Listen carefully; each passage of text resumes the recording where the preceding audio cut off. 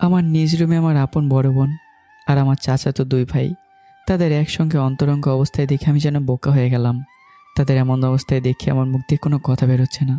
হঠাৎ করে ওরা আমাকে দেখে তিনজন ছিটকে তিন দিকে চলে গেল, আর আমার ছোট চাচাতো ভাই আমাকে ভেতরে আটকে দরজা বন্ধ করে দিল। শুধু মুচকি হাসি দিয়ে আমার বড় বোনকে বলল, আমি বাহিরে গেলাম, তোরা সবকিছু সামনে নিস। এই কথা বলেই আমার চাচাতো ভাই জানালা দিয়ে লাফ দিয়ে চলে গেল। আমি বোকার মতো এক কোনায় গিয়ে দাঁড়িয়ে আছি। আমার বোন কাপড় পরতে পরতে আমার চাচাতো ভাইকে বলল, তোমার ভাই তো চলে গেছে, এখন একে কি করব? আমার চাচাতো ভাই পাভেল রোবার কথা শুনে রেগে বলল, শালা সবকিছু নষ্ট করে দিল, এখন তুই বুঝ কি করবি। আমি রেগে রূপার সামনে গিয়ে জোরে একটা লাথি দিয়ে বললাম, ছি রূপা, তো লজ্জা করে না নিজের আপন দুই চাচাতো ভাইয়ের সাথে এসব করতে? আর পাভেল, তোরে আমি ভালো ভাবতাম, আর তুই কুত্তার বাচ্চা তোর ভাইকে নিয়ে আমার বোনের সাথে নষ্টামি করিস, তোরে তো আমি ছাড়বো না। আমার রাগ দেখে রূপা আমার সামনে দাঁড়িয়ে বলল, দেখলা দিন, আজকাল এসব ভাই বোনের মাঝে হলেও কিছু হয় না, আর ও তো আমার আপন ভাই না। দেখ, তুই এইসব কাউকে বলিস না, বিনিময় চাইলে তুইও আমার সাথে। রূপার কথা শুনে রাগে প্যান্ট থেকে বেল খুলে রূপাকে ইচ্ছে মতো মারতে লাগলাম। পাভেল তাড়াতাড়ি আমার কাছে এসে আমাকে লাথি মেরে ফেলে দিল। আর পাভেল রূপাকে বলল, বাঁচতে চাস তাহলে আমাকে হেল্প কর। এই কথা বলে পাভেল আমাকে মারতে লাগলো, আর রূপা ওকে সাহায্য করতে লাগলো। ওদের দুইজনের শক্তির সাথে আমি কোনো মতে পেরে উঠতে পারছি না। শেষে আমার হাত পা বেঁধে আমাকে এক কোনায় ফেলে রাখলো। আমি শুধু কান্না ভেজা কণ্ঠে রূপার দিকে তাকিয়ে বললাম, ওরা তো জীবনটাকে নষ্ট করে দিচ্ছে, অথচ তুই বুঝতে পারছিস না। রূপা আমার সামনে এসে বলল, করব বল ভাই, এই বয়সে যদি এনজয় করতে না পারি তাহলে এটা কি কোনো জীবন হলো বল? তাই বলে তুই? পাভেল ঠাস ঠাস করে আমার গালে দুইটা চড় দিয়ে বলল, তোর সাহস কি করে আমাকে কুত্তার বাচ্চা বলার? তোরে তো আমি। পাভেল আমাকে নিচে ফেললে আমার মুখে জোরে লাথি মারল। আমি শুধু বোকার মতো রূপার দিকে তাকিয়ে আছি। ও আমার বড় বোন হয়ে, ছি। হঠাৎ শুনে বাইরে থেকে আম্মু ডাকতে ডাকতে বলল, লাদেন বাহিরে আয়, তোর ছোট বোন এসেছে। পাভেল দাঁড়িয়ে রূপাকে বলল, এখন আর কি করব, এই শালা তো সবকিছু বলে দিবে। রূপা পাভেলের কানের কাছে মুখ নিয়ে কি জানি বলল, আর পাভেল অমনি জানলা দিয়ে লাফিয়ে বের হয়ে গেল। রূপা আমার সাথে নিচে বসে বলল, ভাই দেখ। রূপার মুখে থুথু দিয়ে বললাম, তোরে এখন আমার কী ভাষায় বকা দিতে ইচ্ছে করছে জানিস? তুই কিভাবে? ছি। রূপা একটা হাসি দিয়ে বলল, যা হয়েছে সব কিছু ভুলে যা, তাহলে আমিও তোর সাথে কিছুই করব না। ছোট ভাই হয়ে তোরে শিক্ষা দিতে পারলাম না, আজকে তুই তোর জীবনটাকে নষ্ট করে দিলি। একদিন ঠিকই বুঝবি। তবে আমি এখান থেকে যেতে পারলে আমি সবাইকে সব কিছু বলে দেব। রূপা দাঁড়িয়ে বলল, আমার জীবন শেষ হয়ে নাই, বরং আজ থেকে তোর জীবন নষ্ট হয়ে যাবে। আমার কথা তো শুনলি না। রূপা আমার হাতের পায়ের বাঁধন খুলে বিছানায় ফেলে দিয়ে বলল, মাফ করে দিস ভাই আমাকে। এই কথা বলে রূপা নিজের কাপড় নিজেই ছিঁড়ে জোরে জোরে চিৎকার করে বলল। আর অমনি পাভেল আর ওই ভাই দরজা ভেঙে ভেতরে চলে আসলো। পেছনে আম্মু আর আব্বু দাঁড়িয়ে আছে, আর সাথে সাথে রূপা আমার পেছনে দাঁড়িয়ে কান্না করতে করতে বলল। পাভেল আমার দিকে তেড়ে এসে আমার কলার ধরে আমাকে তুলে বলল, সি সি লাদেন, তুই কিনা শেষমেশ। আমার রুম থেকে ওকে স্টিক নিয়ে বাবা আমাকে ইচ্ছে মতো মারতে লাগলো। পাভেল আর ওর ভাই আমার দিকে তাকিয়ে মুসকে মুসকে হাসছে। বাবা আমাকে মারছে, কিন্তু আমি চুপচাপ রূপার দিকে তাকিয়ে আছি। নিজের আপন বোন হয়েও আমার উপরে অপবাদ দিতে পারলো। পাভেল বাবাকে বলল, দেখো চাচা, কিভাবে তোমার ছেলে আবার রূপর উপর তাকিয়ে আছে। আজকে তোরে আমি। মা তো রেগে আছে, আম্মু শুধু চুপচাপ কান্না করছে। বাবার মার খেয়ে কখন যে আমি অজ্ঞান হয়ে গেছি নিজেও জানি না। যখন জ্ঞান ফিরল তখন আমি অনুভব করলাম আমার শরীরে একটু শক্তি নেই। বাবা আমাকে আমার রুমের ভিতরে বন্ধ করে দিয়েছে। আমি কখনো ভাবিনি আমার বোনের সাথে আমার আপন দুই যমজ চাচাতো ভাই এইসব করবে। আর রূপা আমার বোন হয়েও আমার উপর এসব চিন্তা করতে করতে চোখ দিয়ে পানি পড়ছে। যাকে আমি এতটা সম্মান করি, শুধু সম্মান করি না, রূপাকে আমি আমার মায়ের মতোই দেখি, কিন্তু আজকে আমার সাথে ভাবতে আমার চোখ দিয়ে পানি পড়ছে। শরীরের রক্ত শুকিয়ে কাঠ হয়ে গেছে। কোনো মতে দাঁড়িয়ে দরজার কাছে গেলাম, কিন্তু দরজা বাইরে থেকে বন্ধ করা। শেষে কোনো উপায় না দেখে বিছানে গিয়ে বসলাম। আমার ফোনটা ওরা নিয়ে গেছে। হঠাৎ করে দরজা খুলে একজন উকিল সহ আমার পুরো পরিবার রুমের ভিতর ঢুকলো। বাবা আবারও রেগে আমার কাছে সে লাথি মেরে দূরে ফেলে দিয়ে বলল, আজকে থেকে আমি ত্যায্য পুত্র করলাম। বাবা উকিলের হাত থেকে একটা কাগজ নিয়ে সাইন করে আম্মুর হাতে দিয়ে বলল, তাড়াতাড়ি সাইন করে দাও। এমন কুলাঙ্গার সন্তান যে আমাদের ঘরে হবে এটা আমরা ভাবতেও পারি নাই। হঠাৎ কোথায় থেকে যেন আমার চাচা চাচি এসে বলল, কি হয়েছে? স্কুলে ছিলাম, পাবেল খবর দিল, বলল তাড়াতাড়ি নাকি বাসায় আসতে হবে। আমার চাচা চাচি একই স্কুলের শিক্ষক। পাবেল ওর বাবা মাকে এক কোনায় নিয়ে সব কিছু বলে দিল। আর এসব শুনে আমার চাচা প্যান্টের বেল খুলে আমাকে আবারও মারতে লাগলো। আমাদের পরিবারের মাঝে সবচেয়ে আমার চাচাই বেশি রাগী। হঠাৎ কোথা থেকে আমার ছোট বোন মিষ্টি এসে চাচাকে আটকে বলল। বাদ দাও চাচা, ও মরে যাবে। চাচা আরও জোরে চিৎকার দিয়ে বলল, ওকে জীবন্ত কবর দেওয়া উচিত। এরকম একটা ছেলে যে আমাদের ঘরে জন্ম নেবে এটা আমরা জানতাম না। আগে জানলে ওকে গলা টিপে হত্যা করতাম। বাবা আম্মুর দিকে রাগ দেখিয়ে বলল। তোমাকে সাইন করতে বললাম, করো না কেন? আম্মু কিছু না বলে কাগজটা নিচে ফেলে আমার দিকে তাকিয়ে কান্না করতে করতে ভেতরে চলে গেল। নিচে পড়ে থাকা কাগজটা তুলে পাবেল আমার সামনে এসে আমার হাত ধরে সেই কাগজের উপর একটা আঙ্গুলের ছাপ বসিয়ে নিল। ফলে সেখানে আমার রক্ত লেগে টিপসে হয়ে গেল। আর তখন পাবেল বলল, আজকে তুই আমাদের পরিবারের কেউ নস। তোরে চাচা ত্যায্য পুত্র করে দিয়েছে। এখন তোরে থানায় নিয়ে গিয়ে চাচা পাবেলকে আটকে বলল, না। না, থানায় নিয়ে গেলে বরং আমাদের মান সম্মান নষ্ট হবে। তার থেকে আমি মনে করি ও আজকে থেকে এ বাসায় গোলামি করবে। বাবা তার চশমা খুলে কান্না মিশ্রিত কণ্ঠে বলল, আমি এমন একটা সন্তান জন্ম দিব কখনো এটা ভাবি নাই। তোরে এমন জন্মের শিক্ষা দিব যেন সারা জীবন মনে থাকে। আজকে থেকে এই পুরো বাড়ির কাজ ও একাই করবে। আর ওকে ওর রুমে বন্দি করে সবাই চলে আসো। চাচার বাবা চুপচাপ বাইরে চলে গেল। আমার কাঁধ ফেটে এখনো রক্ত পড়ছে। পাবেল আমার কাছে এসে বলল, বলছিলাম না আমার কথা শুনলি না তো? এখন দেখ তোর কি অবস্থা হয়েছে। শেষে পাবেল আমার কানের কাছে মুখ নিয়ে বলল, তোর এই বোনের জীবন তো নষ্ট করবই, সাথে তোর ছোট বোন মিষ্টি আছে না? বলতো, তোর এক বোন থাকলে আমার সাথে, আর এক বোন থাকলে আমার ভাইয়ের সাথে। আমাদের তো কোনো বিয়ে করার দরকার নেই, ঘরেই যেহেতু সব কিছু আছে। তোরে তো আমি। ঠাস ঠাস করে পাবেল আমার গায়ে আবার 2টা চড় দিয়ে বলল, বেশি বাড়াবাড়ি করলে কেটে টুকরো টুকরো করে মাটি চাপা দিয়ে দেবো, কেউ বলতেও পারবে না। পাবেল উঠে চলে যেতে যেতে রূপাকে বলল, রূপা, দরজা লাগিয়ে চলে আয়, আর দেখিস ও যেন কোনো চালাকি না করে। আর আজকে রাতে আমাদের বাসায় যাবি। আম্মু আর আব্বুকে মিথ্যা কথা বলে নানা বাড়িতে পাঠিয়ে দিব। পাবেলের কথা শুনে আমার রক্ত যেন মাথায় উঠে গেল। শুধু চোখ বন্ধ করে নিজের রাগকে কন্ট্রোল করে বললাম, ওই ওপরওয়ালার কসম করে বলছি, একদিন আমি তাদের এমন অবস্থা করব যে তোরা আমার কাছে মাপ চাইলেও মাপ পাইবি না। পশুর থেকেও আমি খুব নিকৃষ্ট হব বলে দিলাম। চোখ খুলে দেখি রূপা আমার সামনে দাঁড়িয়ে আছে।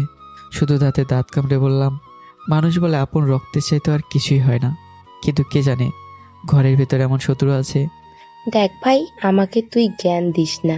আমি তোর চাইতেও অনেক বেশি বুঝি। এই বয়সে এইসব না করলেও কখন নিজের লাইফ এনজয় করব। আর তাছাড়া তুই এসব বুঝবি না। দেখ, আমি ইচ্ছে করলেও বাহিরে এসব করতে পারতাম, কিন্তু ঘরে আপনজন দেখে বাইরের মানুষকে কেন পেট পড়াবো? আর তাছাড়া তুই আমি তোরে আমার চোখের সামনেও দেখতে চাই না। এখান থেকে তুই চলে যা বলছি। রূপা আমার গালে ছোট করে একটা থাপ্পড় দিয়ে বলল, এই জীবনের কি মূল্য একদিন বুঝবি রূপা, আর সেদিন শুধু চুপচাপ কান্না করবি। এছাড়া তখন কিছুই করার থাকবে না। আমাকে ত্যায্যপুত্র করে দিল বাবা, আমার কোনো আফসোস নেই, কিন্তু তুই একদিন বুঝবি। আমাকে তোর জ্ঞান দিতে হবে না। এখন তুই তোর নিজের চিন্তা কর যে তোর কি হবে। হঠাৎ করে রূপা মিষ্টিকে দেখে ঘাবড়ে গিয়ে বলল, আপু, তুমি একটু বাইরে যাও। তুই কখন এলি? মিষ্টি ভিতরে ঢুকতে ঢুকতে বলল, মাত্র ভেতরে আসছি। আমি মিষ্টির দিকে তাকিয়ে বললাম, মিষ্টি। মিষ্টি আমার মুখের উপর থুতু দিয়ে বলল, তবে নিজের ভাই বলতেও আমার ঘৃণা হয়। তুই কিভাবে রূপা আপুর সাথে? ও না তোর বড় বোন হয়। তুই না সবসময় বলতি রূপা হলো আমার মায়ের মতো, আর আমাকে বলতি তুই হলি আমার আদরের একমাত্র জীবন। আর আজকে তুই কিভাবে? এই কথা বলে মিষ্টি কান্না করে দিল। আমি মিষ্টির দিকে তাকিয়ে বললাম, বিশ্বাস কর, আমি কিছু করিনি। ওই পাবেল। রূপা জোরে চিৎকার দিয়ে বলল, আমার সাথে ও কিছু করে নাই। বিশ্বাস কর পাবেল, যদি তখন না আসতো। মিষ্টির উপর হাত ধরে বলল, চল আপু, এখানে আর থেকে কোনো লাভ নেই। আজ থেকে মনে করব আমরা দুধ কলা দিয়ে কালসাপ পোষণ করছি। এই কথা বলে ওরা দরজা বন্ধ করে বাইরে চলে গেল। আজকে সকাল থেকে আমি কিচ্ছু খাইনি। শরীরটা এমন দুর্বল লাগছে যে বলার বাইরে। একটা রুমের ভিতরে বসে চুপচাপ কান্না করছি। কি থেকে কি হয়ে গেল আমি ভাবতে পারিনি যে এসব হবে। হঠাৎ বিছানার এক কোণায় ফোনটা পড়ে থাকতে দেখে ফোনটা হাতে নিয়ে রনির নাম্বারে কল দিলাম। রনি হলো আমার ছোটবেলার বন্ধু। লাদেন, বল কি হয়েছে? কোথায় তুই? কিরে, তোর কণ্ঠ এমন লাগছে কেন? আমি কান্না করে দিয়ে বললাম, আজকে সব কিছু শেষ হয়ে গেছে রে। কি হয়েছে তাড়াতাড়ি বল। আর তুই তো আজকে সকালে আমাদের বাসা থেকে গেলি, আবার তোর কি হলো? রনি, হয়েছে কি? আরে কি হয়েছে বল, এত কাহিনী না করে। ধীরে সুস্থে রনিকে সবকিছু বলে দিলাম। রনি সবকিছু শুনে বলল, আমি আসছি তোরে নিতে। ওরা তোর সাথে যে অপরাধ করেছে এর প্রতি জবাব আমি দিব, তুই চিন্তা করিস না। আমার কসম, কাউকে কিচ্ছু বলা লাগবে না। আর বললো কেউ বিশ্বাস করবে না। তোর এখানে আসা লাগবে না। আগে দেখি ওরা আমার সাথে আর কি কি করতে পারে। ওরা তোরে মেরে ফেলবে রে। মনে অনেক কষ্ট রে রনি। আমার আম্মু আমার সাথে একটা কথা বলেনি। একবার তো আমার কাছে জানতে চাইতো কি হয়েছিল। আমি আইতেছি। না, আশা লাগবে না, দেখি কি হয়, তুই চিন্তা করিস না। হঠাৎ দেখি দরজা খুলে আম্মু ভেতরে প্রবেশ করলো। আমি আম্মুকে দেখে মাথা নিচু করে নিলাম। আম্মু এসে আমার পাশে বসে খুব সুন্দর করে বলল, এসব করার কি দরকার ছিল? রূপা কি তোর নিজের বোন ছিল না? কিভাবে তুই তোর আপন বোনের সাথে এসব করতে পারলি? একবারও কি তোর বিবেকে বাধা দেয় নাই? কেন করলি এমন? বল, কেন করলি এমন? আমি কান্না করে আম্মুর দিকে তাকালাম। আম্মু, বিশ্বাস করো, আমি এসব কিছুই করিনি। তোমার মেয়ে ওই পাবেলের সাথে। আম্মু আমার কথা না শুনেই আম্মু তার পা থেকে জুতা খুলে আমার গালে মারতে মারতে বলল, তুই আমার ছেলে না, আমাকে আম্মু বলবি না? তোর মুখ থেকে আম্মু ডাক শুনতে আমার ঘৃণা হচ্ছে। মাঝে মাঝে এসব চিন্তা করলে আমার নিজের উপর ঘৃণা হয় যে আমি কিভাবে এমন একটা সন্তান জন্ম দিলাম। আম্মু আমাকে মারতে মারতে ক্লান্ত হয়ে গেল। আমি শুধু মাথা নিচু করে কান্না করছি। এছাড়া আজকে আমার কিচ্ছু করার নেই। আমার আম্মু কেন আমাকে বিশ্বাস করছে না। মনটা চাইছে চিৎকার করে কান্না করতে। এখানে থাকলে আমি বেঁচে থাকবো না, এটা আমি জানি। ওই পাবেল আমার পিছনে পড়ে থাকবেই। মাথা নিচু করেই বললাম, হয়তো আপনাকে আম্মু ডাকার অধিকারটা আমি হারিয়ে ফেলেছি, কিন্তু আমাকে আপনি বিশ্বাস করলেন না। একদিন সময় আসবে, তখন আপনি খুব আফসোস করবেন। আমার কথাটা আপনি মিলিয়ে নিয়েন। আম্মু কিছু বলছে না, শুধু চুপচাপ কান্না করছে। হঠাৎ কোত্থেকে যেন রূপা এসে বলল, আম্মু কি না আমার সাথে খারাপ কিছু করতে চাইছিল, আজকে তুমি তাকে সাপোর্ট করছো নাকি? তোমার মেয়ের জীবনে কোনো দাম নেই নাকি? ওর কথায় কি তোমার বিশ্বাস হয়? আম্মু হাত থেকে জুতাটা নিচে ফেলে বলল, পেটে রেখেছিলাম, কিন্তু কে জানতো এমন কুলাঙ্গার সন্তান আমার ঘর থেকে জন্ম নেবে। আম্মু যখন চলে যাবে তখন আমি আম্মুর পায়ে ধরে বললাম, সকাল থেকে আমি কিচ্ছু খাইনি, খুব ক্ষুধা পেয়েছে, আমাকে কিছু খেতে দেবেন প্লিজ। রূপা আম্মুর হাত ধরে বলল, দেখ কেমন কুকুরের মতো ও তোমার পায়ে পড়ে খাবার চাইছে। আম্মু আমাকে সাথে সাথে লাথি মেরে দূরে ফেলে দিয়ে বলল, তুই আমার পা ধরবি না, আর তোরে কেউ খাবার দেবে না। আজকে থেকে তুই না খেয়ে মরবি এখানে পড়ে।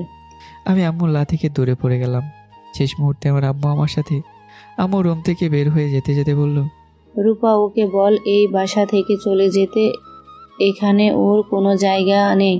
ওকে তো আমরা তেজ্যপুত্র করে দিয়েছি। রূপা উত্তর দিল, আম্মু, ওকে এই বাসার চাকর হিসেবে রাখা হয়েছে, আর আজ থেকে এই বাসার সমস্ত কাজকর্ম করবে। ওকে উচিত শিক্ষা দিতে হবে না? এই কথা বলে রূপা রুমে দরজা বন্ধ করে চলে গেল। আমি রুমের এক কোণায় চুপচাপ নিচে শুয়ে আছি। উঠে যে দাঁড়াবো সেই শক্তিটুকু আমার শরীরে নেই। তবে একটা জিনিস আমি খুব ভালো করেই বুঝতে পারছি, যত তাড়াতাড়ি সম্ভব আমাকে বাসা ছেড়ে পালাতে হবে, নইলে ওরা আমার পিছু ছাড়বে না। এই কুত্তার বাচ্চা, উঠে কিছু খেয়ে নে, নাইলে তো তুই আবার মারা যাবি। সামনে তাকে দেখে পাবেল দাঁড়িয়ে আছে। তবে নিচে কিছু খাবার দেখে আমি খাবারের প্লেটটা হাতে নিয়ে খেতে লাগলাম। এতই ক্ষুধা লেগেছে যে এখন আমি সামনে যা পাই তাই খেতে পারবো। তবে ভাতের মাঝে কোনো তরকারি নেই। লাল টুকটুকে কতগুলো মরিচের গুঁড়া দেয়া আছে। এক লোকমা ভাত মুখের ভিতরে যেতেই মনে হলো যেন আমার মুখ সহ কলিজা পড়ে যাচ্ছে। আমি সহ্য করতে না পেরে পানি পানি বলে চিৎকার করলাম। পাবেল আমার সামনে এক গ্লাস পানি এগিয়ে দিল, আর সেই গ্লাসের পানি মুখে দিতে বুঝলাম এখানে মরিচের গুঁড়া মিশিয়ে দেওয়া হয়েছে। আমি যখন চিৎকার দেব তখন পাবেল আমার মুখ চেপে গ্লাসটা নিয়ে সমস্ত পানিটুকু আমার মুখের উপর ফেলে দিল, যার কারণে আমার চোখ মুখ সব কিছু যেন জ্বলে পুড়ে সারখার হয়ে যাচ্ছে। আমি কোনো মতে সহ্য করতে পারলাম না। পাবেল পাশ থেকে একটা কাপড় নিয়ে আমার মুখ বেঁধে দিয়ে বলল, একদম চিৎকার করবি না, যদি বেশি বাড়াবাড়ি করিস তাহলে তোর ছোট বোনকে ছাড়বো না। আর যদি চুপচাপ থাকিস, কাউকে কিছু না বলিস, তাহলে আমি তোর ছোট বোনকে কিছু করব না। এখন তোর ইচ্ছা, চিৎকার করবি নাকি চুপ থাকবি? আমি চোখ বন্ধ করে শুধু কান্না করছি আর মরিচের ঝাল সহ্য করছি। আমার মা বাবা আমার উপরে কখনো একটা ফুলের টোকা পর্যন্ত দেয়নি, আর আজকে সবাই আমার সাথে মুখের বাঁধন খুলে সামনে থাকা খাবার হাতে নিয়ে খেতে লাগলাম। আজকে আমাকে বেঁচে থাকার লড়াই করতে হচ্ছে। যদি মরে যাই তাহলে এদের শিক্ষা দিতে পারবো না, এই জন্য আমাকে বেঁচে থাকতেই হবে। যতই খাবার খাচ্ছি ততই যেন চোখ থেকে আপনা আপনি পানি পড়ছে। চোখগুলো একদম লাল টুকটুকো হয়ে গেছে। পাবেল চোখ বড় বড় করে আমার দিকে তাকিয়ে আছে আর বলছে, যেই ছেলে কিনা একদিনও চিকেন আর বড় মাছ ছাড়া খাইতো না, আজ তাকে কাঁচামরিচের গুঁড়ো মিশিয়ে ভাত খেতে হচ্ছে। বিষয়টা খুব হাসির, তাই না? আমি হাসবো না কান্না করব বুঝতে পারতেছি না। পাবেল ভাই এখানে কি করো? আমার ছোট বোন মিষ্টি রুমের ভেতরে ঢুকতে ঢুকতে এই কথাটা বলল। আর হঠাৎ করে মিষ্টি আমার দিকে তাকিয়ে কান্না করতে করতে দৌড়ে রুম থেকে বের হয়ে গেল। আমার অবস্থা এতটাই খারাপ হয়েছে যে কেউ আমাকে এখন দেখলে পাগল বলবে। রাসেল হাসতে হাসতে বলল। আমি কান্না করতে করতেই বললাম, কেন তুই আমার পরিবারের সাথে এইসব করছিস? তোরা দুই ভাই কী চাস আমাদের কাছে? পাবেল আমার পাশে বসে বলল, আর চাইবো? আমার বাবার তো সম্পত্তি নেই, তোর নামে যতটুকু আছে। এখন তো তোর বাবার কোনো ছেলে নেই, এই জন্য সব কিছু আমরা দুই ভাই পাবো। তোরে তো ত্যায্য পুত্র করে দিয়েছে, এর ফাঁকে তোর বোনের সাথে একটু এনজয় করে নিলাম। তবে এখানে আমাদের কোনো দোষ ছিল না রে। তোরে আমরা দুই ভাই মারবো এটা আগে থেকেই চিন্তা ভাবনা করে রেখেছি, কিন্তু কে জানে তোর বোন আমাদের দুই ভাইকে কাছে টানবে, আর সেই সুযোগে সদ্ব্যবহার করে দিলাম। এক ঢিলে দুই পাখি শিকার করলাম, খুব ভালো না? আমি কোনো মতে এক কোণে গিয়ে হেলান দিয়ে পাবেলের দিকে তাকিয়ে বললাম, তুই এক কাজ কর, আমাকে মেরে ফেল, তাহলে তুই বেঁচে যাবি। নইলে আমি যদি বেঁচে যাই তোরে সহজে ছাড়বো না, তোর কলিজাটা বের করে তোর নিজ হাতে দেব। পাবেল হাসতে হাসতেই বলল, তুই আবার আমার কি করবি? আর তাছাড়া তুই তো এই বাসা থেকে বের হইতে পারবি না, সেই সুযোগ তোরে দিলে তো তুই এখন থেকে আমাদের যন্ত্রণায় তুই নিজেই আত্মহত্যা করবি এক সময়। এটা মনে রাখিস, আমি বলে দিলাম। তোরে মেরে ফেলতাম, কিন্তু তোরে দেখে এখন আমার মায়া হচ্ছে রে। কি করব, চাচাতো ভাই আমার। এখন আমি গেলাম, রাতের জন্য কিছু কেনাকাটা করতে হবে। আজকে রাতে তো তোর বোনের সাথে আমি। কি মজা হবে না, তুই বল। পাবেল এই কথাগুলো বলেই চলে গেল। আমি চুপচাপ বসে আছি। আমি এখন বুঝতে পারছি ওরা দুই ভাই যে কতটা জঘন্য হতে পারে। কখন যে আমার চোখটা লেগে গেছে বুঝতেই পারিনি। ঘুম ভাঙলো কাজের মেয়ের ডাকে। ভাইজান, বড় সাহেব আপনাকে ডাকছে। তুমি যাও, আমি আসছি। কাজের মেয়েটা শুধু প্রশ্ন করলো, ভাইজান, আপনার এই অবস্থা কিভাবে হয়েছে? আমাকে ভাইজান বলবে না, না হলে তোমার চাকরি থাকবে না। আর আমার কপালের জন্য এই অবস্থা হয়েছে। কাজের মেয়েটার কোনো প্রশ্ন না করে চলে গেল। আমি দাঁড়িয়ে সামনের দিকে হাঁটতে লাগলাম। আমার এখন সবার কথা মানতে হবে, না হলে ওরা আমার উপর আরও বেশি অত্যাচার করবে। কাজের মেয়ের কথা মতো বাইরে গেলাম। এদিকে বাবা একটা চেয়ারে বসে নিউজ পেপার পড়ছে।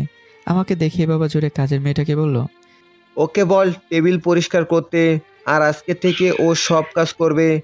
তুমি শুধু বুঝিয়ে দিবে কিভাবে কি করতে হবে। তোমার কোনো কাজ করা লাগবে না, শুধু ওকে বলবে কিভাবে কোন কাজ করতে হবে, বুঝছো?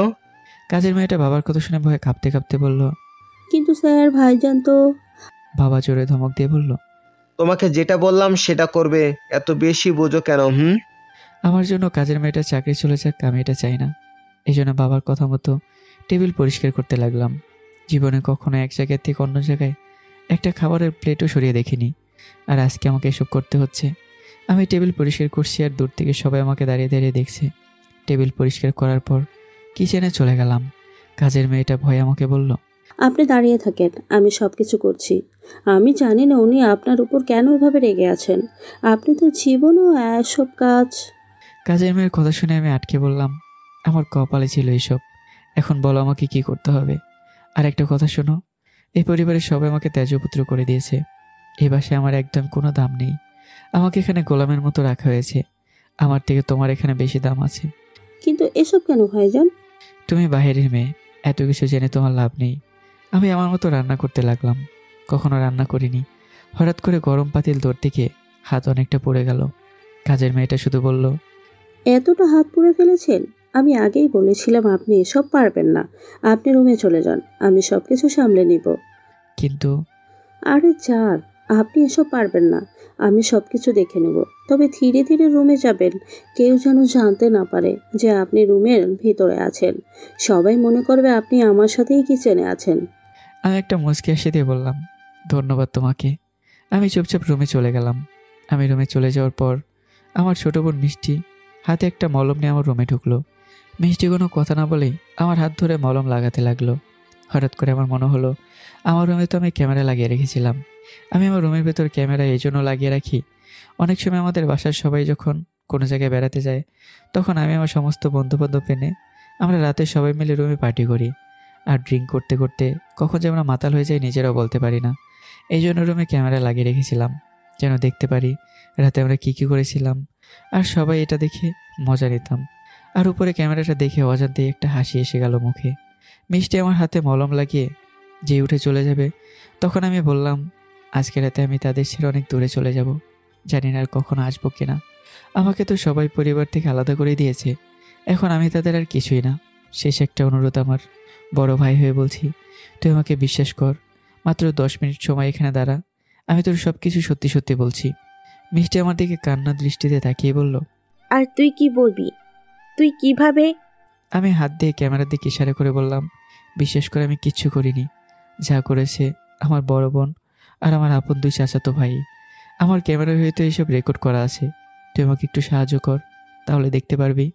মিষ্টি আমার দিকে তাকিয়ে কিছু বলল না। আমার কথা মতো ক্যামেরা খুলে ও কম্পিউটারে ঢুকিয়ে ভিডিও খুঁজতে লাগলো। আর অবশেষে মিষ্টি সেই ভিডিওটা পেয়ে গেল। ভিডিও দেখে আমার শরীরে লোম দাঁড়িয়ে গেল, রাগে আমার চোখ মুখ লাল হয়ে গেল। মিষ্টির হাত থেকে কম্পিউটার নিয়ে ভিডিওটা আমার ফোনে রেখে ওইটা ডিলিট করে দিলাম। মিষ্টি কিছু না বলেই দাঁড়িয়ে দরজা বন্ধ করে এসেই আমার পায়ে পড়ে কান্না করতে করতে বলল, ভাই, তুই আমাকে মাফ করে দে। আমি তোরে বিশ্বাস করি নাই। তোরে সবাই মিলে কত অপমান করছে। তুই আমাকে প্লিজ মাফ করে দে। মিষ্টিকে নিচ থেকে তুলে বললাম, তুই আমার আদরের একমাত্র বোন, মাপ চাইতে হবে না। আর আমাকে যেই পরিস্থিতিতে ওরা ফেলেছে, সেখানে সবাই ওদের কথাই বিশ্বাস করবে। তুই এক্ষুনি এই ভিডিওটা আমাকে দে, আমি এটা দেখি প্রমাণ করে দিব আমার ভাই কিচ্ছু করে নাই। আর রূপা আপু কিভাবে? ছি ছি, আমার ভাবতেও ঘৃণা হচ্ছে। ফোনটা হাতে নিয়ে মিষ্টির সামনে ভিডিওটা ডিলিট করে দিয়ে বললাম, যেখানে বাবা মামাকে বিশ্বাস করেনি, সেখানে ভিডিও রেখে কী লাভ? এটা কি করলি ভাই আমার? এই ভিডিওটা দিয়েই তো। এটা দেখালে কি হবে? ওরা আমাকে ত্যায্যপুত্র করে দিয়েছে, তুই আমাকে ভাই বলিস না। ভাইয়া, এভাবে বলিস না। তুই আমার একমাত্র ভাই। তুই ছাড়া আমার কি আছে বল? আমি মিষ্টির কপালে একটা চুমু দিয়ে ওকে জড়িয়ে ধরলাম। রূপা কিভাবে আমার উপর এমন অপবাদ দিতে পারলো বল? ও তো আমার বড় বোন। রূপাপু যে এতটা নষ্ট হয়ে যাবে এটা আমরা আগে জানতাম না। ছি ছি। মিষ্টি, আমি আজকে রাতে চলে যাব, তবে তুই কাউকে এসব বলবি না, আমাকে প্রমিস কর। না ভাই, তুই কোথাও যাবি না। তুই একটু দাঁড়া, আমি আসছি। এই বলে মিষ্টি দৌড়ে কোথায় চলে গেল। আবার কিছুক্ষণ পর হাতে একটা প্লেটে কি যেন নিয়ে আসলো। মিষ্টি আমার সামনে খাবার এনে বলল, তবে মরিচ দিয়ে খেতে দেখি আমার কলিজাটা ফেটে যাচ্ছিল, কিছু করতে পারি নাই তখন। নে, এখন তোরে আমি নিজ হাতে খাওয়াবো। মিষ্টি, এখান থেকে চলে যা, কেউ দেখলে সমস্যা হবে। কি সমস্যা হবে? হ্যাঁ, আমি তো আমার নিজের ভাইয়ের কাছে আছি, এতে কি হবে? আর যদি কিছু হয় আমি দেখে নিব। তোর বোন এখন বড় হয়েছে, সে এখন বুঝতে শিখেছে। আমি মিষ্টির হাতের খাবার খেতে খেতে বললাম, পাগলি বোন আমার। ভাইয়া, তুই কি সত্যি চলে যাবি? আমি এখানে থাকলে ওরা আমাকে মেরে ফেলবে, আমাকে বাঁচতে হবে।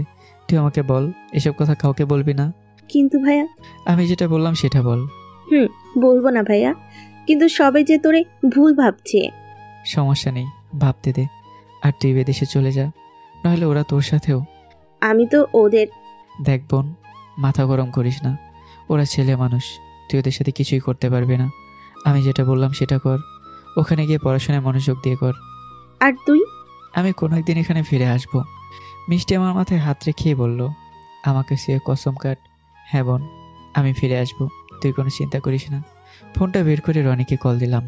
রনি কল ধরে বলল, আমি তোর বাসায় আসতেছি। আমি বললাম, তোর আশা লাগবে না, আজকে রাতে আমি বাসা থেকে পালিয়ে চলে আসবো। তুই একটা কাজ কর। হ্যাঁ বল। আমার বড় বোন রূপাকে কিডন্যাপ করবি, আর ওকে এমনভাবে মারবি যেন 1 সপ্তাহ বিছানা থেকে উঠতে না পারে, একটা হাত ভেঙে দিবি। কিন্তু লাদেন, এসব কেন? ওরে অন্যভাবে শাস্তি দিলে হয় না? ও তো আমারও বোন, কিন্তু ও কিভাবে? দেখ, আমি তোরে পরে সব কিছু বুঝে বলবো, আমি যেটা বললাম তুই সেটা করতে পারবি কিনা বল। লাদেন, আমি পারবো, তুই চিন্তা করিস না। আর ওরা তোর সাথে তো কিছুই করে নাই। অনেক কিছু করেছে, এই জন্য তো আমি পালিয়ে আসবো। যারা আমাকে ত্যায্যপুত্র করে দিয়েছে তারা আমার সাথে কি কি করতে পারে একবার ভাব তুই। ওদের তো আমি। তোর কিছুই করতে হবে না, আমি সব কিছু দেখে নেব। তোর যেটা বললাম পারবি তো? আমাকে তো রূপা আপু চিনে ফেলবে। মুখ বেঁধে রাখবি, তাহলেই হবে। এটা করা কি বেশি জরুরি? এছাড়া অন্য কোনো উপায় নেই। আর তুই আমার শেষ ভরসা, তোর দিকে তাকিয়ে আমি আসছি। তুই একটা ব্যবস্থা করে দিতে পারবি তো আমাকে? তুই আমার ছোটবেলার বন্ধু, তুই আগে আয় তো, পরে দেখবি আমি তোরে কোথায় পাঠাই। ধন্যবাদ তোরে। তুই যদি বলিস তাহলে তোর বোনকে। রনি, ও আমার আপন বোন, যদি অপরাধ করেছে, কিন্তু আমি ওকে মারতে পারবো না। পাভেল আর ওর ভাইকে কি করবি? ওদের আমি নিজ হাতে শাস্তি দেব, তুই কোনো চিন্তা করিস না। আচ্ছা ঠিক আছে, তোর যেটা ইচ্ছে। ফোন রাখার পর মিষ্টি বলল, ভাইয়া তুই কি করতে চাইছিস বলতো? আমি কিছুই তো বুঝতে পারছি না। আর রূপা আপুর সাথে? মিষ্টি, আমি এমন একটা জায়গায় আছি যেখানে আমি আমার বোনকে একটু সাহায্য করতে পারছি না। পাভেল আমাকে বাজেভাবে ফাঁসিয়ে দিয়েছে, আর আমি যদি কিছু বলতে চাই তাহলেও তোর সাথেও, আর আমি এমনটা কখনো হতে দেব না। মিষ্টি আমাকে জড়িয়ে ধরে বলল, মানুষের চাচাতো ভাইরা কত ভালো হয়, আর আমার চাচাতো ভাই? সবাই তো আর এক হয় না রে মিষ্টি। আমি রূপাকে এই জন্য কিডন্যাপ করব, কারণ ও আজকে রাতে আবার ওই পাভেলের সাথে। আপু এমন কেন করছে ভাইয়া? ও কি একটু এসব বুঝতে পারছে না? ওর জীবনটা ওরা নষ্ট করে ফেলছে। বুঝলে কে এসব করতো? থাক বাদ দে, এখন শোন। ভাইয়া বল। রূপা যদি কয়েকদিন হাসপাতালে অসুস্থ অবস্থায় থাকে, আর তুই এই সুযোগে ওর বিয়ের বিষয়ে মা বাবাকে বলবি, না হলে অন্যভাবে অন্য কোনো একটা ব্যবস্থা করবি। ওকে আমাদের এখন তাড়াতাড়ি বিয়ে দিতে হবে। ভাইয়া এখন ওকে বিয়ে দেওয়া ঠিক হবে না, পরে ও বিয়ের পরও এসব করে বেড়াবে, আর একটা সংসার খুব তাড়াতাড়ি ভেঙে যাবে। তাহলে আমরা আর কি করব? যে যেভাবে চলে চলতে দে, একদিন সময় হলে ও নিজেই বুঝবে। কিন্তু ও তো আমাদের বড় বোন হয়, আমি তোকে এই অবস্থায় দেখতে পারবো না। মিষ্টি আমার কথা শুনে আস্তে আস্তে বলল। হঠাৎ শুনে দরজায় কে যেন কড়া নাড়ছে। আমি একটু ঘাবড়ে গিয়ে বললাম, এখন কি হবে? ওরা আবার? মিষ্টি আমাকে ধমক দিয়ে বলল, তুই চুপ থাকতো, এত চিন্তা করিস না। আর তুই আমার বড় ভাই, কি কি বলো সেটা আমি দেখে নিব। মিষ্টি দরজা খুলে দেখে আম্মু দাঁড়িয়ে আছে। আম্মু তাড়াতাড়ি মিষ্টিকে জড়িয়ে ধরে বলল, মারে, ও তো আবার তোর সাথে কিছু করে নাই? ওর মতো পশু না জানি আর কি কি করতে পারে। এই কথা বলে আম্মু মিষ্টিকে ছেড়ে আমার কাছে এসে আমার গালে জোরে চড় দিয়ে বলল, তোর সাহস কি করে হয় এখন আবার আমার ছোট মেয়ের উপর নজর দিস? মিষ্টি আম্মুকে আটকে বলল, ছি ছি আম্মু, তোমার লজ্জা করে না? ও আমার ভাই হয়, আর আপন মায়ের পেটের ভাই আমার সাথে এসব করবে? তোমাকে কে বললো? আম্মু মিষ্টির দিকে তাকিয়ে বলল, ও তোর বোনের সাথে। মিষ্টি আম্মাকে ছেড়েই বলল, আমার ভাইকে তুমি এই চিনলে, যে কিনা রূপা আপুকে মায়ের মতো দেখে, আর আজ কি তার বিরুদ্ধে এসব বলে ওকে? আমি মিষ্টিকে বললাম, থাক মিষ্টি, বাদ দে সব, তুই এখান থেকে যা। মিষ্টি জোরে চিৎকার দিয়ে বলল, আমি এখানে সবকিছু ভিডিও করছি, তোমরা বাইরে কি লাইভ দেখো। একজন ভাই তার বোনকে কেমন ভালোবাসে, তোমরা তাই দেখো। আমার আজকে বলতে লজ্জা হয়, আমি আমার ভাইয়ের সাথে থাকলে সবাই আমাদের সন্দেহ করে। একজন বোন তার ভাইয়ের কাছে এতটাই নিরাপদ যেটা বলার বাহিরে। আর রূপাপুর কথাই, তোমরা আমার ভাইকে ত্যায্যপুত্র করলে না, ঠিক আছে, একদিন বুঝবে। এখন তুমি এখান থেকে যাও, আমার ভাইয়ের সাথে কিছু কথা আছে। মিষ্টি রেগে গিয়ে বলল, সবকিছু ভিডিও করছি, বাইরে গিয়ে লাইভ দেখো। তোমরা তো আর আমার ভাইকে বিশ্বাস করো না। আমাদের দু ভাই বোনকে দয়া করে বিরক্ত করবে না। আর তোমার বড় মেয়েকে একদিন জিজ্ঞেস করিও তার ভাই কি সত্যি তার সাথে খারাপ কাজ করছে। মিষ্টি আম্মুকে রুমের বাইরে নিয়ে দরজা বন্ধ করে আমার কাছে এসে বসে আমাকে জোরে ধরে কান্না করতে করতে বলল, এই রূপার জন্য এই অবস্থা, ওকে আমি ছাড়বো না। মিষ্টির মুখ ধরে বললাম, এদিকে তাকা। বল। মিষ্টির চোখের পানি মুছে বললাম, ছোট থাকতে তোরে কত কোলে নিয়েছি, তুই আমার কোলে কতবার যে হিসু করে দিয়েছিস। মিষ্টি আমার মুখ ধরে বলল, ভাই এসব বলা লাগে কেন এখন? আমি তো বড় হয়েছি। কে বলেছে তুই বড় হয়েছিস? তুই এখন আমার কাছে যে ছোট্ট একটা বাচ্চা, আমার লক্ষ্মী বোন। এবার মিষ্টি আবেগের বসে কান্না করে আমাকে শক্ত করে জড়িয়ে ধরে বলল, কেন রূপা আপু তোর সাথে এমন করলো? এমন ভাই কি আর কোথাও পাবে? কেন এমন করলো? আমি মিষ্টি চোখের পানি মুছে বললাম, অনেক হয়েছে, আর কান্না করিস না। মিষ্টির হাতে আমার ফোনটা দিয়ে বললাম, আজকে থেকে এটা তোর, আমি তোর এটা গিফট করে দিলাম। আর আমার অ্যাকাউন্টে 1 লাখের মতো টাকা আছে। এটা আমার জমানো টাকা, সবটা তোরে দিয়ে গেলাম। পাসওয়ার্ড তোর নাম দিয়ে। টাকা তুললে তোর দরকার হলে খরচ করিস। আর আজকে রাতে আমি এখান থেকে চলে যাব। না না ভাইয়া, আমার এসব কোনো কিছু দরকার নেই। তুই এখানেই থাকবি, আমি দেখবো তোরে কে কি করে। আমি তোরে কোনো ঝামেলায় ফেলতে চাই না। আর আমাকে ছুঁয়ে কসম করে বল, তুই কখনো এইসব। আমি কিছু বলার আগে মিষ্টি আমার মাথায় হাত দিয়ে বলল, তোর কসম করে বলছি, আমাকে বিশ্বাস কর তুই। দরকার হলে নিজের জীবনও শেষ করে দেব, তাও এসব। লক্ষ্মী বোন আমার, এখন তুই যা, আমি কিছুক্ষণ পরেই চলে যাব। ভাইয়া, তোরে ছেড়ে আমি কিভাবে থাকবো বল? পারবি বোন আমার? তোর সাথে কিভাবে যোগাযোগ? না, কিছু করার দরকার নেই। আমি একদিন তোর জন্য এখানে আসবই। আসবি তো জানি, তবে সুন্দর দেখে একটা ভাবি নিয়ে আসবি। আমি মুচকি এসে বললাম, সে সময় হলে আনবো। মিষ্টি ফোনটা নিয়ে বলল, আমি রেখে দিলাম, আমার টাকার দরকার নেই, ওইটা তুই খরচ করবি কেমন? রনিকে বলেছিলাম, ও কি করেছে কে জানে। আবার দরজায় কে যেন টোকা দিল। মিষ্টি একটু জোরেই বলল, দরজা খোলাই আছে, জোরে ধাক্কা দাও, খুলে যাবে। আর সাথে সাথে দরজা খুলে পাবেল রুমের ভিতর ঢুকলো। আমার দিকে তাকিয়ে পাবেল হাসি দিয়ে বলল, মিষ্টি, তুমি এখান থেকে যাও, তোর ভাইয়ের সাথে আমার কিছু পার্সোনাল কথা আছে। আমি মিষ্টিকে ইশারা করে বললাম, তুই এখান থেকে যা, না হলেও বাজে কিছু করবে। আর আমার কিছু হবে না, তুই কোনো চিন্তা করিস না। মিষ্টি আমার দিকে তাকিয়ে কোনো কথা না বলেই চুপচাপ চলে গেল। মিষ্টি চলে যাওয়ার পর পাবেল বলল, এখন চুপচাপ আমার পিছে পিছে আয়, কোনো কথা বলবি না, না হলে কি করব জানিসই তো। পাবেলের কথা মতো আমি ওর পিছনে যেতে লাগলাম। ও আমাকে ওর রুমের ভিতর নিয়ে গেল। পাবেলের রুমের ভিতর ঢুকে আমি তো আবার নতুন করে বড় একটা শখ খেলাম। কারণ পাবেলের বিছানার উপর ওর ভাইকে বেঁধে রেখেছে, আর এক কোনায় আমার বড় বোন রূপা অর্ধলঙ্গ হয়ে দাঁড়িয়ে আছে। এটা দেখে আমি মাথা নিচু করে নিলাম। শালার অনেকে একটা কাজ দিলাম, এটাও ঠিক মতো করতে পারিনি। পাবেল এবার হেসে বলল, আমার পরিবার আর আমার চাচার পরিবারের সমস্ত সম্পত্তি আমি একাই পাবো। আর যেখানে আমি তোরই সম্পত্তির ভাগ দিলাম না, সেখানে আমি আমার নিজের ভাইকে কিভাবে ভাগ দেই? কি বলিস রূপা? রূপা পাবেলের কাছে এসে পাবেলকে জড়িয়ে ধরে বলল, জান, শুধু এখানেই থাকবে, তোমার অর্ধেক আর আমার অর্ধেক। পাবেল রূপার কথা শুনে সাথে সাথে হাসি মুখে উত্তর দিল, হ্যাঁ, আর সমস্ত কিছু আমাদের দুজনেরই থাকবে। এবার আমি পাবেলের দিকে তাকিয়ে বললাম, পাবেল, তুই না তোর ভাইকে খুব ভালোবাসিস, আর এখন তুই কিভাবে তোর ভাইকে মারবি? দেখ পাবেল। আমার কথা শুনে রূপা আপু আমার সামনে এসে উপরের কাপড়টুকু খুলে বলল, দেখো তো, আমি কি সত্যিই দেখতে এতটাই খারাপ? পাভেল তো আমাকে খুব হট বলে। আমাদের ক্লাসের প্রতিটা ছেলে যেখানে আমার জন্য পাগল, সেখানে তুই? পাভেল, তুই বল। পাবেল রূপার কথার উত্তর দিয়ে বলল, আরে যে যেটা চায় না তারা সেটা দিয়ে লাভ নাই। থাক, কাপড় পরে নে, একটু পরে সব কিছু খুলিস। এখন আগে এদের হিসাব করি। রূপা আপু কাপড় পরতে পরতে বলল, মৃত্যুর আগে তোর কি কোনো শেষ ইচ্ছে আছে বল? আমি শুধু বললাম, আমাকে তোরা চাইলেও মারতে বলবি না। রূপা আপু হাসি দিয়ে বলল, এবার আমি বলা শুরু করলাম, আমার রুমে ক্যামেরা লাগানো ছিল, তোরা কেউ জানিস না। আমাকে মারলে অথবা আমার ছোট বোনের সাথে কিছু করলে এই ভিডিও আমি ভাইরাল করে দেব। আমার কথা শুনে তো রূপা আপুর মুখের হাসি যেন উড়ে গেল। পাবেল তো রেগে আমার সামনে এসেই, মিথ্যা বলিস কেন? তোর রুমে কোনো ক্যামেরা লাগানো ছিল না? আমি লাথিকে এক কোনায় পরে মুচকে হাসি দিয়ে বললাম, এক কাজ কর, আমাকে তুই মেরে ফেল, না হলে তুই বিপদে পড়বি।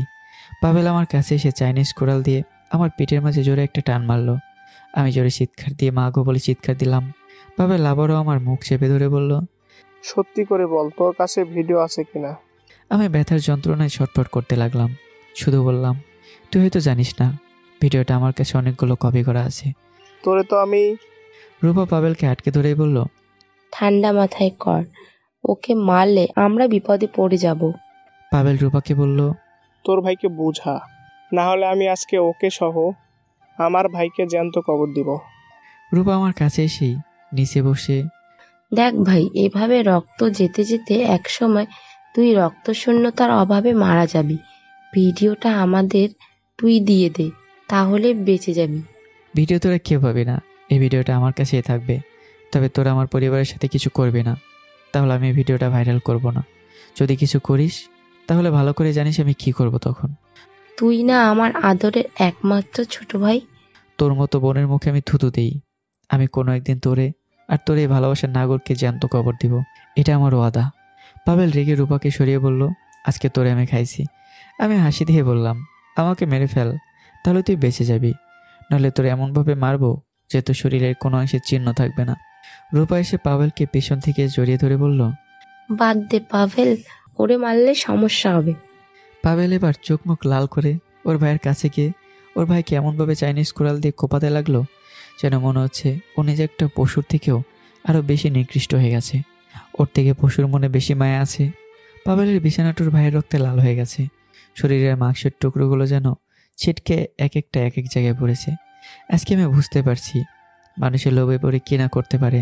পাভেলের কাজ শেষ করে রূপার হাতে কোরালটা দিয়ে বলল, এর উপরেই খুনের অপরাধ দিয়ে দিব, কোনোদিন আর জেল থেকেও বের হইতে পারবে না। রূপা কোরালটা এনে আমার গলায় ধরে বলল, যদি এই ভিডিওটা ভাইরাল হয় না তাহলে মিষ্টিকে কি করব জানিস তো? আমি শান্ত গলায় বললাম, মিষ্টিকে খেলে আমারই বোন হয়, তোর বোন হয় না। রূপা চোখ লাল করে বলল, আমার কেউ নেই, আমার মন যা চায় আমি তাই করি, নিজের মতো চলতে আমি ভালোবাসি। পাভেল রূপাকে ইশারা করে বলল, একটু বাহিরে আয়, অনেক তো হইল, এবার একটু মাস্তি করি, পরে পুলিশকে ফোন করে জানিয়ে দিবনে। আর এই সুযোগে আমার রাগ কিছুটা কন্ট্রোল হবে। রূপা দাঁড়িয়ে বলল। ও যদি পালিয়ে চলে যায়? পাভেল রূপার হাত ধরে আমার দিকে একবার তাকিয়ে রুমের বাইরে যেতে যেতে বলল, ও কিছুক্ষণ পর রক্তশূন্যতায় এমনিতেই অজ্ঞান হয়ে যাবে, ওর পালানোর শক্তি থাকলেই তো পালিয়ে যাবে। এই বলে পাভেল আর রূপা রুমের বাইরে চলে গেল। হঠাৎ আমি লক্ষ্য করলাম বিছানার উপর একটা ক্যামেরা রাখা আছে আর পাশে পাভেলের ফোনটা রাখা। তার মানে পাভেল সব কিছু রেকর্ড করছে। আমি নিজের শার্টটা খুলে পেছনে শক্ত করে বেঁধে নিলাম। মনে হচ্ছে যেন আমার শরীর দিক সব রক্ত বের হয়ে পড়ে যাচ্ছে। এখানে পড়ে থাকলে আমি আরও বেশি দুর্বল হয়ে যাব। পাভেলের ভাইয়ের লাশটা দেখে আমার শরীরে ভয় থরথর করে কাঁপতে লাগলো। ওর ভাই কীভাবে মারতে পারলো? এক হিসেবে এটা ভালোই হয়েছে। একে তো নইলে আমি শাস্তি দিতাম। কোনো মতে দাঁড়িয়ে ক্যামেরার কাছে গিয়ে পাভেলের ফোনটা নিয়ে ভিডিওটা আমার ফোনে নিয়ে একটা মেসেজ করে বললাম, এই ভিডিওটা তাড়াতাড়ি থানায় দিয়ে আয়, আর আমাকে খুঁজবি না, নিজের খেয়াল রাখিস। ফোনটা নিচে ফেলে জোরে একটা লাফ দিয়ে জানালার বাইরে গিয়ে পড়লাম, যার কারণে মারাত্মক আকারের একটা ব্যথা পেলাম। নিজের মুখে নিজেই চাপ দিয়ে ধরলাম যেন মুখ থেকে কোনো শব্দ না আসে। এখান থেকে রনির বাসা অতটাও দূরে না। ছোট রাস্তার গলি দিয়ে ধীরে ধীরে হাঁটতে লাগলাম আর শরীর থেকে অল্প অল্প রক্ত পড়তে লাগলো। মনে হচ্ছে যেন আমি আর হাঁটতে পারবো না, কিন্তু আমাকে পারতেই হবে, নইলে আমি এখানে পড়ে মারা যাব। পাগুলো যেন আর চলছে না। এই তো আমি এসে গেছি, আর কিছুক্ষণ হাঁটলেই রনির বাসা, কিন্তু আমার পা যে আর চলছে না। জোরে একটা ডাক দিয়ে বললাম, রনি আমাকে বাঁচা প্লিজ। আর তখনই রনির বাসার বাহির থেকে একটা আলো ভেসে আসলো। হ্যাঁ, এটাই রনি। আমি আবার একটু সাহস পেলাম। রনি দৌড়ে আমার কাছে এসে ধরেই বলল, তোরে এভাবে কে মারলো? এত প্রশ্ন করিস না, সব বলবো। আগে একজন ডাক্তারকে ফোন করে এখানে আসতে বল। রনি আমাকে ধরে বাসার ভেতর নিয়ে গেল। আঙ্কেল আন্টি আমাকে দেখে ভয় পেয়ে গেল। আমি ওনাদের বললাম, আমি এখানে এসেছি, কাউকে বলবেন না প্লিজ। তবে আমি কিছু করিনি, বিশ্বাস করেন। আমাকে ওরা মারতে চেয়েছিল, এই পর্যন্ত শুধু জেনে রাখেন। রনি আমাকে রুমের ভেতর নিয়ে গেল।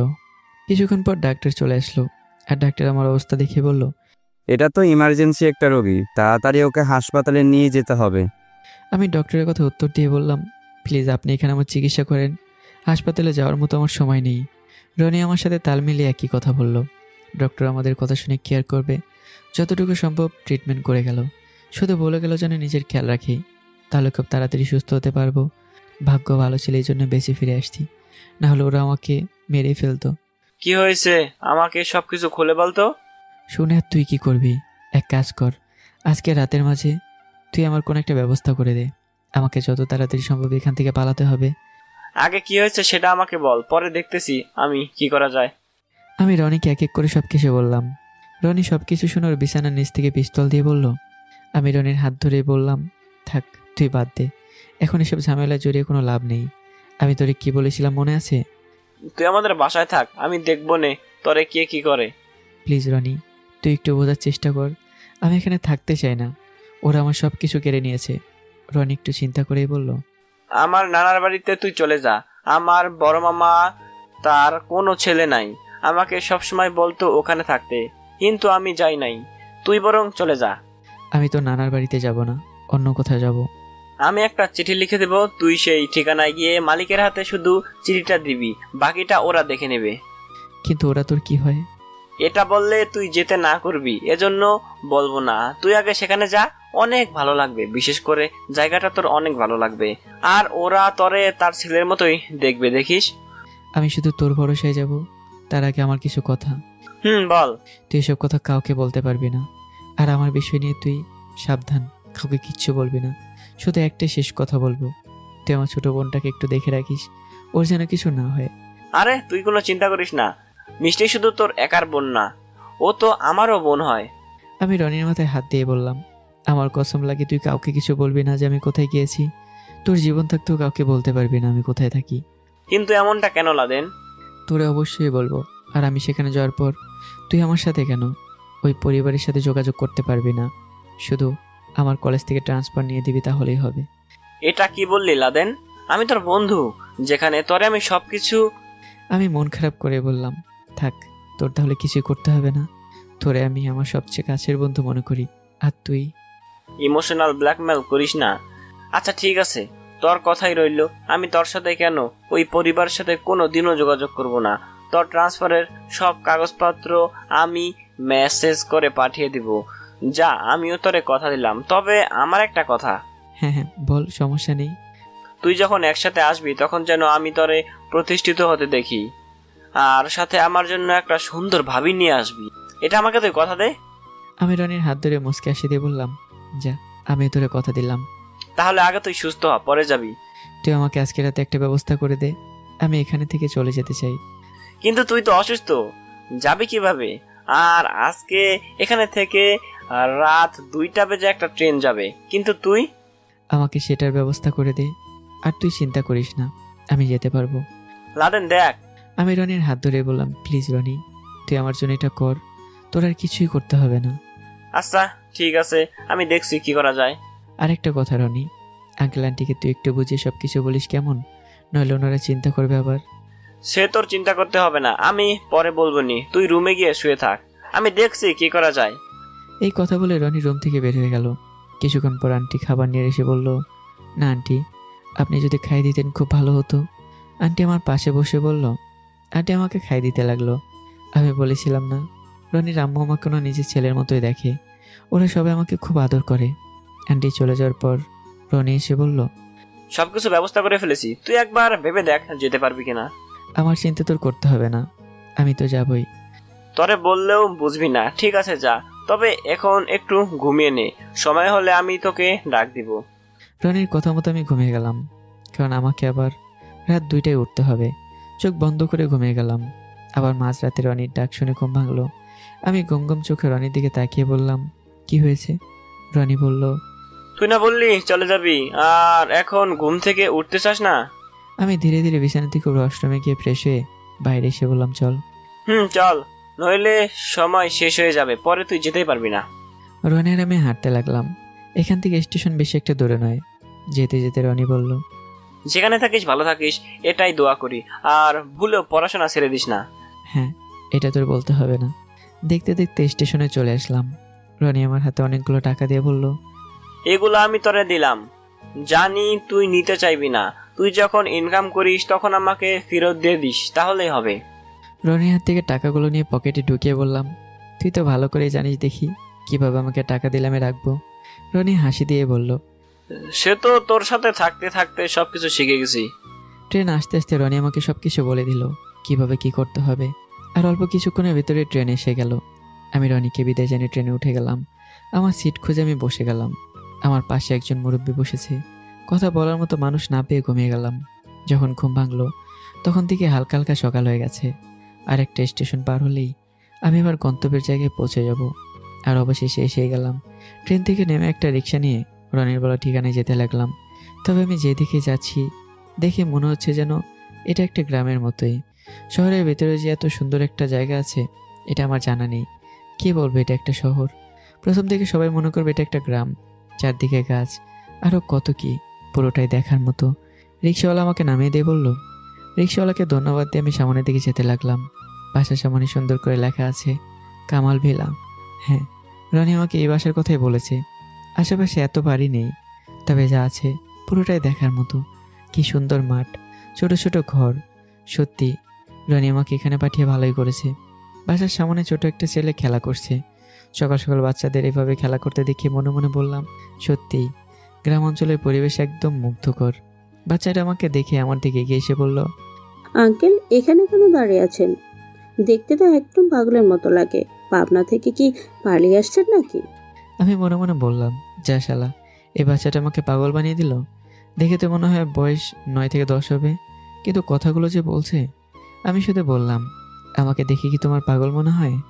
পাগল কি আর বলে আমি পাগল? তবে আপনার এখানে কি চাই আঙ্কেল? আমি কে জানো তো, আমি ছোট বাচ্চাদের ধরে নিয়ে গলা কেটে ফেলি। আর আজকে তোমাকে আমি ধরে নিয়ে এলাম। ছেলেটা জোরে চিৎকার দিয়ে ভেতরে যেতে যেতে বলল, আম্মু দেখো, পাগল এসেছে আমাদের বাসায়, ও নাকি আমার গলা কেটে নিয়ে যাবে। ছেলেটার চিৎকার শুনে বাড়ির ভেতর থেকে একজন মধ্যবয়স্ক মহিলা বের হয়ে আসলো। মহিলাটা ছেলেকে জড়িয়ে ধরে বলল, বাবা তুমি ভিতরে যাও, আমি দেখছি ওকে। ছেলেটা ভয় পেয়ে বলল, তুমি ওর কাছে যাবে না, ও তোমার গলা কেটে নিয়ে যাবে। আমি ছেলেটার কথা শুনে মনে মনে হাসছি। মহিলাটা ছেলেটাকে ভেতরে পাঠিয়ে আমার কাছে এসে বলল, কি চাই এখানে? আর তুমি কে? আমি আন্টিকে সালাম দিয়ে বললাম, ভালো আছেন আন্টি? বাবা আমি ভালো আছি, কিন্তু তুমি কে? তোমাকে তো চিনলাম না। এটা কামাল আঙ্কেলের বাসা না? তুমি ঠিক ঠিকানায় আসছো, কিন্তু আমি তো তোমাকে। আমি আন্টির হাতে চিঠিটা ধরিয়ে দিয়ে বললাম, এটা একটু পড়ুন কষ্ট করে। আন্টি আমার কথা শুনে চিঠিটা পড়ে একটা হাসি দিয়ে বলল, রনির বুদ্ধি আছে বলতে হবে, ভিতরে চল। আমি আন্টির পেছন পেছন ভেতরে চলে গেলাম। ভেতরে গিয়ে আমি তো পুরো বোকা হয়ে গেলাম। কি সুন্দর একটা পরিবেশ ভেতরে, দেখে যেন মন জুড়িয়ে গেল। হঠাৎ কোত্থেকে যেন একটা ছেলে এসে বলল, খালা, ওই কি সেই ছেলে যা সব কিছু কেটে ফেলেছে? ছেলেটার কথা শুনে আমি লজ্জায় পড়ে গেলাম। কি বলছো এই ছেলেটা? ওর কি মাথা খারাপ হয়ে গেছে?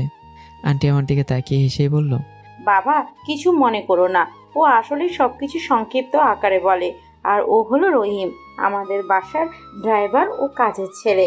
আসলে রনি ফোন করে বলেছে তোমাকে নাকি কে মারতে চেয়েছিল, দেখি কোথায় কেটেছে। আমি হাসি মুখে বললাম, থাক আন্টি, বাদ দিন। আবার সেই পিচ্চি ছেলেটা আমাদের সামনে এসে ওর মাকে বলল, যাও বাবা, ভিতরে গিয়ে খেলা করো। আর ও হলো তোমার রনি, ভাইয়ের বন্ধু।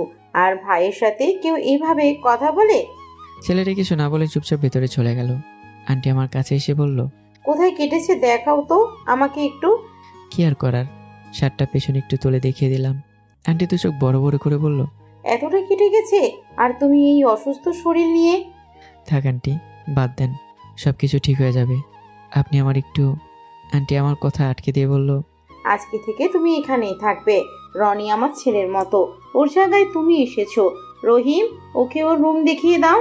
আর রিয়াকে বলবে স্কুল থেকে আসার সময় একজন ডাক্তার সাথে করে নিয়ে আসতে। রহিম আমার ব্যাগটা হাতে নিয়ে বলল, চলেন সাহেব, আপনি রুমে গিয়ে সব কিছু খুলে রেডি হয়ে যান, ডাক্তার এসে আপনাকে। আন্টি রহিমকে তাড়াতাড়ি বলল, তোমাকে কতবার বলছি রহিম, এমন সংক্ষিপ্তভাবে প্রশ্ন করবে না।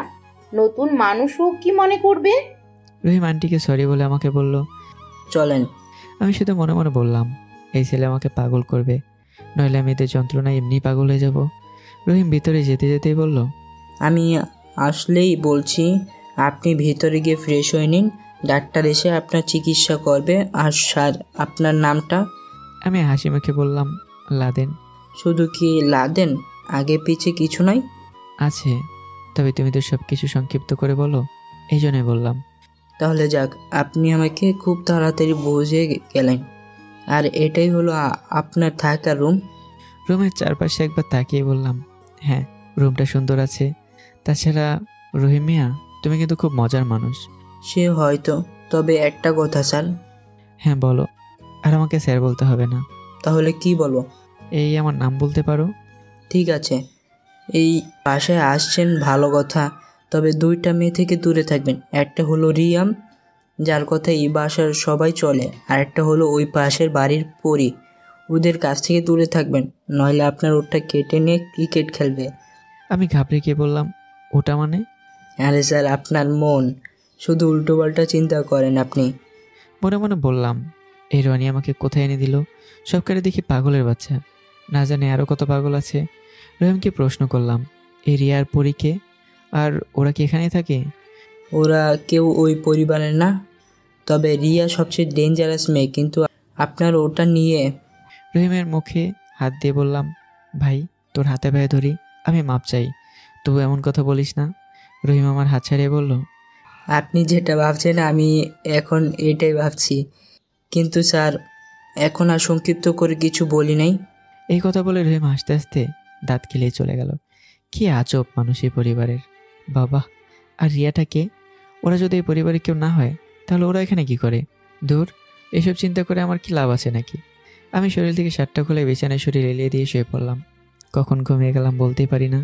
হঠাৎ করে মনে হলো কে যেন আমার নাকে মুখে চেপে ধরে আছে, যার কারণে আমার শ্বাস নিতে কষ্ট হচ্ছে। লাফ দিয়ে আমি ঘুম থেকে সজাগ হয়ে গেলাম। আর সামনে দেখি একজন ডক্টর দাঁড়িয়ে আছে। আর সামনে আন্টি আর একজন মধ্যবয়স্ক পুরুষ, হয়তো ইনি হবেন কামাল আঙ্কেল। কিন্তু তারা তো আমার নাকে মুখে হাত দিয়ে চেপে ধরবে কেন? কিন্তু কে আমাকে এভাবে চেপে ধরলো? হঠাৎ করে দেখলাম আন্টির পিছনে একটা মেয়ে লুকিয়ে আছে, তবে মেয়েটার মুখটা ভালোভাবে দেখতে পাচ্ছি না। ডক্টর আমাকে বলল, আপনি শার্ট খুলে শুয়ে পড়েন, আমি দেখছি কি হয়েছে। এখানে সবাই দাঁড়িয়ে আছে তাই কিছু বললাম না। ডক্টরের কথা মতো আমি তাই করলাম। ডক্টর আমাকে দেখে বলল, সব কিছু ঠিকঠাক আছে, শুধু আমার সাথে আর 1 সপ্তাহ পর দেখা করবে, তাহলেই হবে। এই বলে ডক্টর চলে গেল। আন্টি আমার দিকে তাকিয়ে বলল, এনি তোমার আঙ্কেল। আমি আঙ্কেলকে সালাম দিয়ে বললাম, আসসালামু আলাইকুম, ভালো আছেন আঙ্কেল? আঙ্কেল আমার সামনে এসে বলল, ভালো আছি। তুমি ভালো আছো? জি আঙ্কেল। আচ্ছা, তোমার নাম যেন কি? শেখ লাদেন ইসলাম। ও, খুব সুন্দর নাম। একটা কথা কি জানো বাবা, নিজের পালিত কুকুর আর পাড়া প্রতিবেশীর পালিত কুকুরের মাঝে কি ব্যবধান আছে জানো তো নাকি? বুঝলাম না আঙ্কেল। কথা হলো যে রনি হলো আমাদের সন্তান, ওকে আমার খুব ভালোবাসি। ওর জায়গায় সবসময় আমাদের কাছেই আছে, কিন্তু ওর জায়গায় দাঁড়িয়ে যদি অন্য কেউ বলে। আমি খুব ভালো করে বুঝে গেছি আঙ্কেল কি বুঝতে চান। আমি কিছু বলার আগে আঙ্কেল আবার বলল, দেখো বাবা, টাকা ইনকাম করতে কিন্তু খুব কষ্ট হয়, আর আমার এই ইনকাম করা টাকা দিয়ে আমার পরিবার চলে। যে ছেলেকে আমরা চিনি না জানি না, শুধু রনির কথা শুনে ওকে এখানে জায়গা দিলাম, আর সে। আঙ্কেল আপনি কি বলতে চাচ্ছেন আমি খুব ভালো করে বুঝতে পারছি। আপনাকে রনি হয়তো এটা বলেনি যে এখানে শুধু আপনি আমার থাকার জায়গাটুকু করে দেবেন, আর কিছু করতে হবে না। আমার বাসা ভাড়ার টাকা আমি দিয়ে দেব। কিন্তু আঙ্কেল আমি কখনো চাইবো না আমার টাকা দিয়ে অন্য একজন চলবে। আঙ্কেল কিছুক্ষণ চুপ থেকে বলল, ও, রনি তো এটা আমাদের বলেই নাই। ঠিক আছে, তুমি এক কাজ করো, আমাদের ছাদে যে একটা ফাঁকা রুম আছে ওইখানে থাকতে পারো, ভাড়া দেওয়া লাগবে না, এমনিতেই পড়ে থাকে। তাছাড়া তুমি হলে রনির বন্ধু। আমি হাসি মুখে বললাম, কোনো সমস্যা নেই আঙ্কেল। আঙ্কেল আর কিছু না বলে চলে গেল।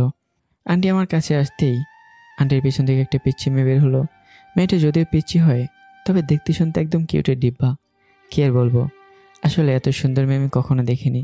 আমি মেয়েটার দিকে তাকিয়ে এসে দেখে মেয়েটা আমার দিক থেকে চোখ ঘুরিয়ে নিয়ে বলল, এই ফালতু ছেলে, জীবনে কি কোনোদিন মেয়ে দেখিস নাই? এভাবে কেন আমার উপর তাকিয়ে আসোস? মেয়েটার কথা শুনে আমি মাথা নিচু করে দিলাম। কেন যে মেয়েটার দিকে তাকাতে গেলাম, আন্টি হাসি দিয়ে বলল, ওর কথায় কিছু মনে করো না, ও এই বাসার মেয়ে, নাম রিয়া। আর আসলে তুমি এখানে থাকতে পারতে, কিন্তু ও আজকে থেকে এখানে থাকবে। ওর বাবা ডাক্তার দেখাতে অন্য দেশে যাবে, তো আবার সাথে করে ওর মায়ও যাবে। একা একা ও থাকবে কি করে?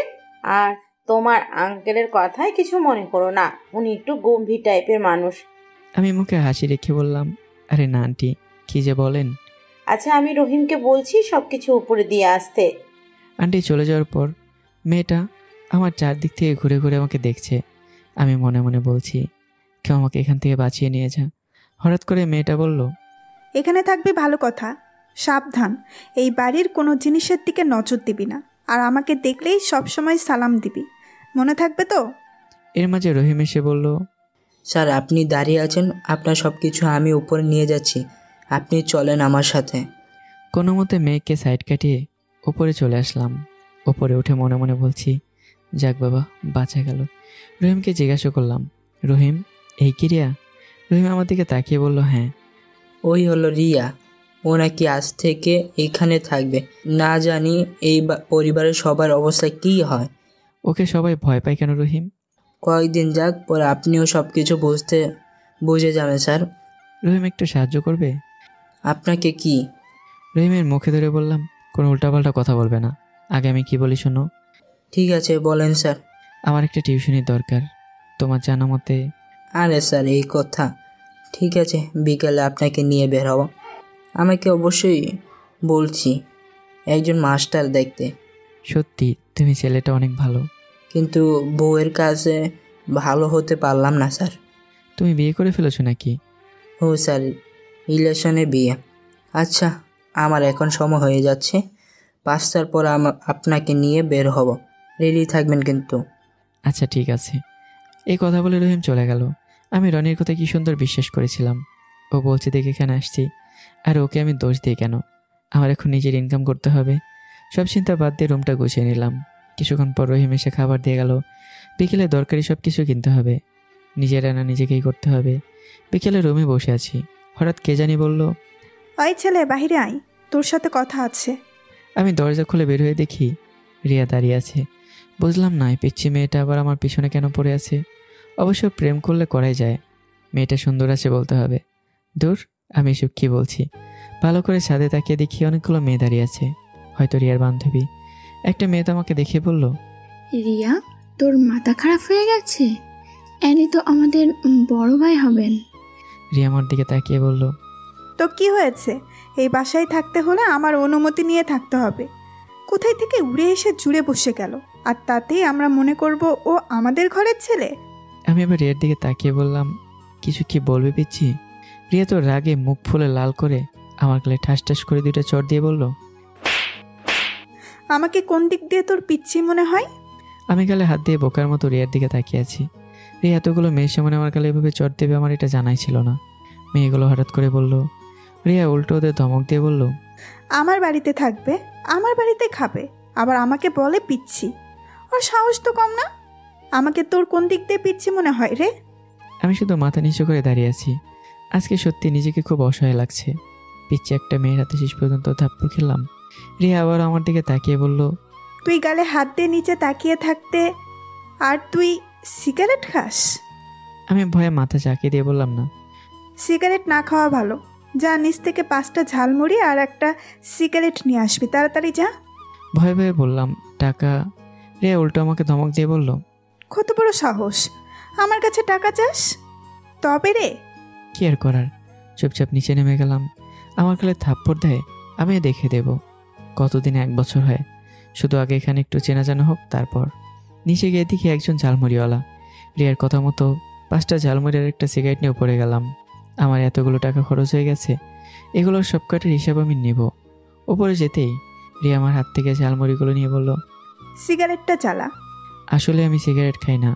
রিয়া ওর বান্ধবীদের কি যেন ইশারা করলো, আর ওরা তখন বলল, দেখ রিয়া, ও এখানে নতুন আসছে, এভাবে ওর সাথে এটা করা ঠিক হবে না। রিয়া আমার কাছে এসে আমার শার্টের পিছনে হাত ঢুকিয়ে দিয়ে বলল, এখন এই সিগারেটটা তুই খাবি, নইলে আমি কি করব তুই তো জানিস। প্লিজ আমাকে ছেড়ে দেন, আমি কি আপনার কোনো ক্ষতি করেছি? তোরে খেতে বলছি, খাবি নাকি আমি জোরে তোর পেছনে? রিয়ার এক বান্ধবী রিয়াকে ধরে দূরে নিয়ে গিয়ে বলল, ভাইয়া, আপনি ভেতরে চলে যান, আর ওর পক্ষ থেকে আমরা সরি বলছি। আমি চুপচাপ মাথা নিচু করে তাড়াতাড়ি রুমে চলে গেলাম। বাইরে থেকে শোনা যাচ্ছে রিয়াকে ওর বান্ধবী বলছে, তুই কি পাগল হয়ে গেছস? ও আমাদের কত সিনিয়র তুই জানিস? বেচারা আজকে মাত্র এখানে আসছে, আর তুই? এই ছেলে কি উদ্দেশ্য নিয়ে এখানে আসছে আমি ভালো করেই জানি। যেই আমার চাচা চাচি রনিকে এই বাসায় থাকতে বলছিল, আর বলছে ওর নাকি অর্ধেক জমি দিয়ে দিবে, কিন্তু ও এসবে রাজি না হয়ে চলে গেল। আর এতদিন পর ও লোভ সামলাতে না পেরে ওর বন্ধুকে এখানে পাঠিয়ে দিল। আমিও দেখব কিভাবে আমাদের পরিবারের সাথে ভালো সম্পর্ক করে। এতক্ষণ আমি সব হিসাব বুঝলাম। এই পিচ্ছি একটা মেয়ের ভিতরে যে এত কিছু আছে এটা আমার জানা নেই। দেখা যাক কি হয়। এখানে আসছিলাম সবকিছু সমাধান করার জন্য, আর ওরা আমাকে মনে করে স্যার চলেন, আপনি দুনিয়ার মানুষ। দেখি আপনার জন্য কিছু বিকেলে রহিম করতে এসে পারি বলল, না। ওরা তোমাকে বকা দেবে না রহিম? এখন আমার ছুটি হয়ে গেছে, চলেন। রহিমের সাথে বাসা থেকে বের হয়ে হাঁটতে লাগলাম। হঠাৎ করে রহিম বলল, স্যার মন খারাপ নাকি? আরে না, কি যে বলো। রহিম, আমাকে একটু বাজারে যেতে হবে, একটা মোবাইল আর কিছু দরকারি জিনিস কিনতে হবে। যেতে পারি এক সপ্তাহে, আমাকে কিন্তু বার্গার খাওয়াতে হবে। তোমার ইচ্ছে মতো খাবে, বিল আমি দিয়ে দেবো, ঠিক আছে? তাহলে চলেন স্যার। হঠাৎ রহিম একটা বাড়ির সামনে গিয়ে বলল, আপনি এখানে একটু দাঁড়ান, আমি ভিতরে কথা বলে দেখি কি বলে। হ্যাঁ ঠিক আছে, যাও। আমাকে দাঁড় করে রহিম ভিতরে চলে গেল। কিছুক্ষণ পর ফিরে এসে বলল, স্যার ভিতরে চলেন, আন্টি আপনাকে ডাকছে। রহিমের কথা শুনে আমি রহিমের সাথে ভেতরে গেলাম। ভেতরে যেতে আন্টির সাথে পরিচিত হলাম। আন্টি আমাকে ভালো মতো জিজ্ঞাসা করে পড়াশোনার বিষয়ে বলল। আমি সব কিছু বললাম। সব শুনে তিনি বলল কালকে থেকে এসে তার ছোট মেয়েকে পড়াতে। বাসা থেকে বেরোয়ার পর রহিম বলল, এই মেয়ে কিন্তু রিয়া ম্যামের সাথেই পড়ে। রিয়া কোন ক্লাসে পড়ে রহিম? আরে স্যার, শুনছি সামনের বছর নাকি ওই কি কয় এসএসসি নাকি। এটা কি এসএসসি বলে রহিম? ওই একটাই হলো। আচ্ছা, এখন কোনো কথা না বলে চলো তো, বেশি দেরি করা যাবে না। আর আশেপাশে কি কোনো কলেজ আছে ভালো? আপনি খুঁজে দেখেন, সব কিছু আমি বললে কি হবে? তুমি মেয়ে তো ভালোই মজা করতে পারো। রহিমকে নিয়ে বাজারে গিয়ে দরকারি সব জিনিসপত্র কিনলাম। বাসার কাছাকাছি আসতেই দেখি বাসার সামনে দুইটা মেয়ে বসে আছে, হয়তো আড্ডা দিচ্ছে। মেয়েগুলো রহিমকে ডাক দিয়ে বলল, রহিম, এই ছেলেটা কে রে? এই ছেলেটা তোমার হয় আপু। রহিমের কথা শুনে মেয়েগুলো হাসতে হাসতে বলল, দেখে তো একদম ফিটফাট মনে হচ্ছে, কিন্তু এর ভেতরে কি আছে কে জানে। ওকে নিয়ে এখানে আয় তো একটু। আর মানে কি? হ্যাঁ। আর রহিমকে বললাম, রহিম, এখানে দাঁড়িয়ে থেকে লাভ নেই, তাড়াতাড়ি ভেতরে চলো। রহিম বেচারা মুখটা মলিন করে বলল, স্যার, এটা কিন্তু পরি আপুর বান্ধবী, পরে ওরা আমার অবস্থা কাহিল করে দিবে। তো আমি কি করব? চলো তো। এত কথা না বলে রহিম আমার কথা শুনে মেয়েগুলোকে বলল, আপু জিনিসপত্রগুলো আগে ভেতরে রেখে আসি, না হলে খালামণি আবার বকা দেবে। রহিম আমাকে ইশারা করে বলল, এই সুযোগে তাড়াতাড়ি ভিতরে চলেন, নইলে 12টা থেকে 13টা আমাদের বেজে যাবে। কাছে গিয়ে দেখে আন্টি দাঁড়িয়ে আছে। আন্টি আমাকে দেখে বলল, বাজার করে নিয়ে আসছো বুঝি? জি আন্টি, বাজার করে নিয়ে আসলাম। দেখো বাবা, তুমি এখানে নতুন আসছো, তাই এত কিছু জানো না। দেখো বাবা, রিয়া আমাদের পরিবারের মেয়ে, ওকে আমরা খুব আদর করি। ও যখন যা চায় তাই দিই। বিকালে ও এসে তোমার নামে অভিযোগ করেছে। জানি না কেন, কি কারণে বা অভিযোগ করেছে। ছোট মেয়ে, বাবাও, তাই ওর সাথে বেশি কিছু করতে যাবে না, কারণ ও কখনো কি করে ফেলে। আমি মাথা নিচু করে বললাম, সরি আন্টি। আরও আন্টি আমাকে আটকে বলল, যাও ভিতরে যাও, সরি বলতে হবে না।